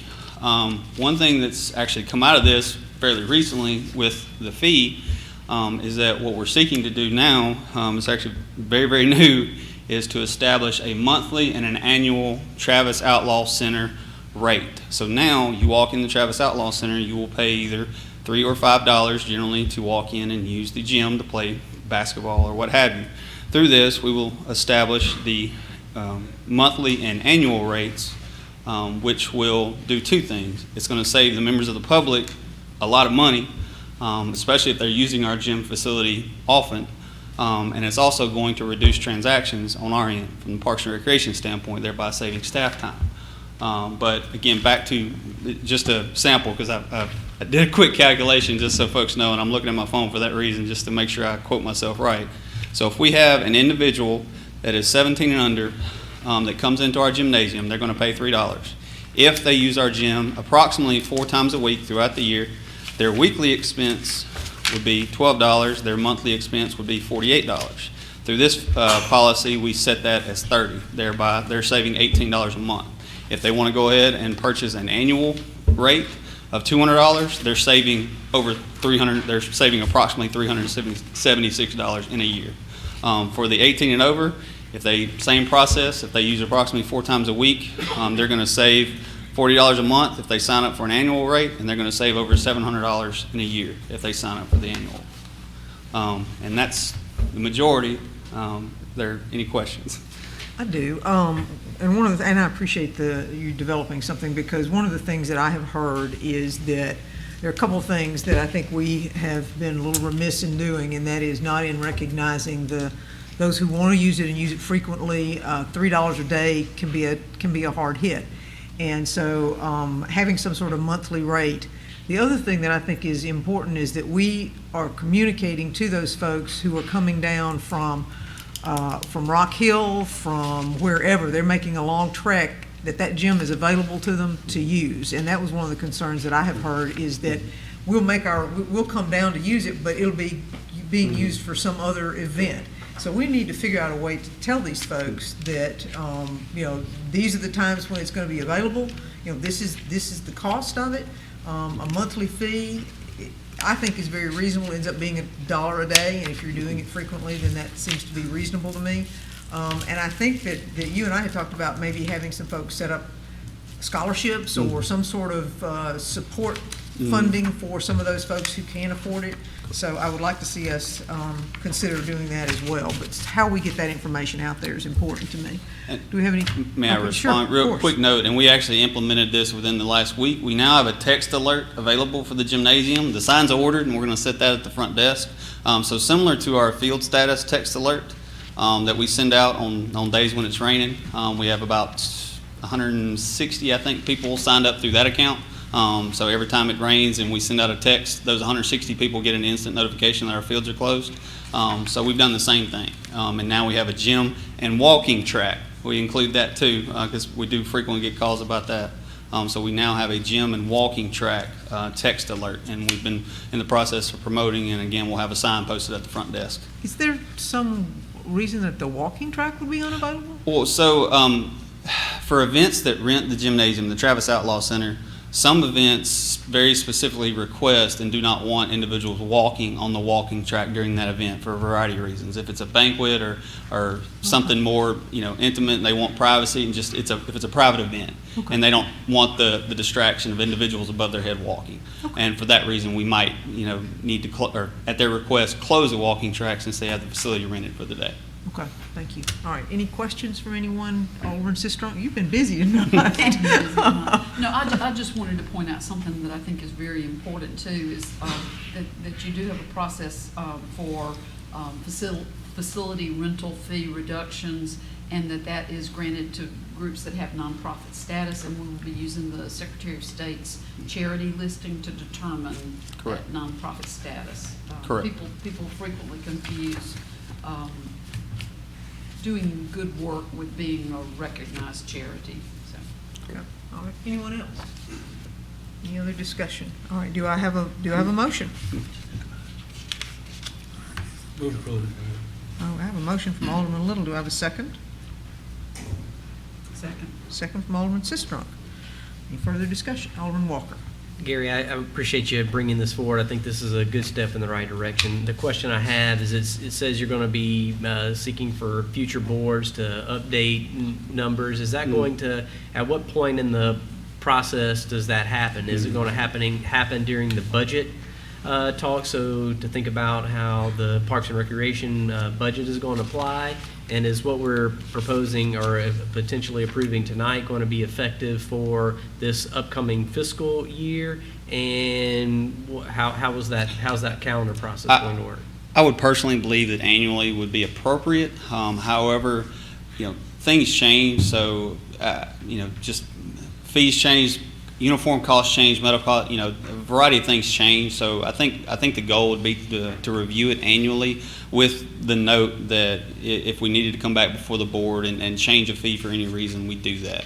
And that's actually how we had it in College Station. We set these fees very specifically so that the board would review and approve all, and if for whatever reason a change needed to be made, that change was approved by the board. The Parks and Recreation Department didn't just make a fee change without notification. So if there, for example, if there was we approve this tonight, we get into this next spring, and there's going to be pick whatever sport's going to happen, and on here you've got it for $50, and it turns out it needs to be $60 to meet your 50 or whatever percent threshold. You would bring that back for the board and say, here's why we need to make this update.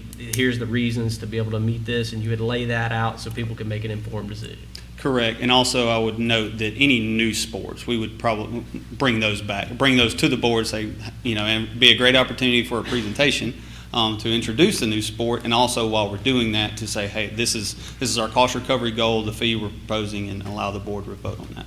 Thank you.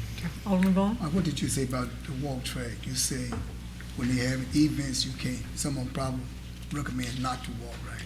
Correct. And there won't be no fee to walk. No, there's no fee to walk at all, and very, very important note with this whole policy, I know the revenue word, there are no increased fees going on through this. This is simply establishment and allowing the board to review and approve our current fees. We're actually trying to save folks money through the establishment of those annual and monthly rates. So there's no increased fees going on. This is a policy item.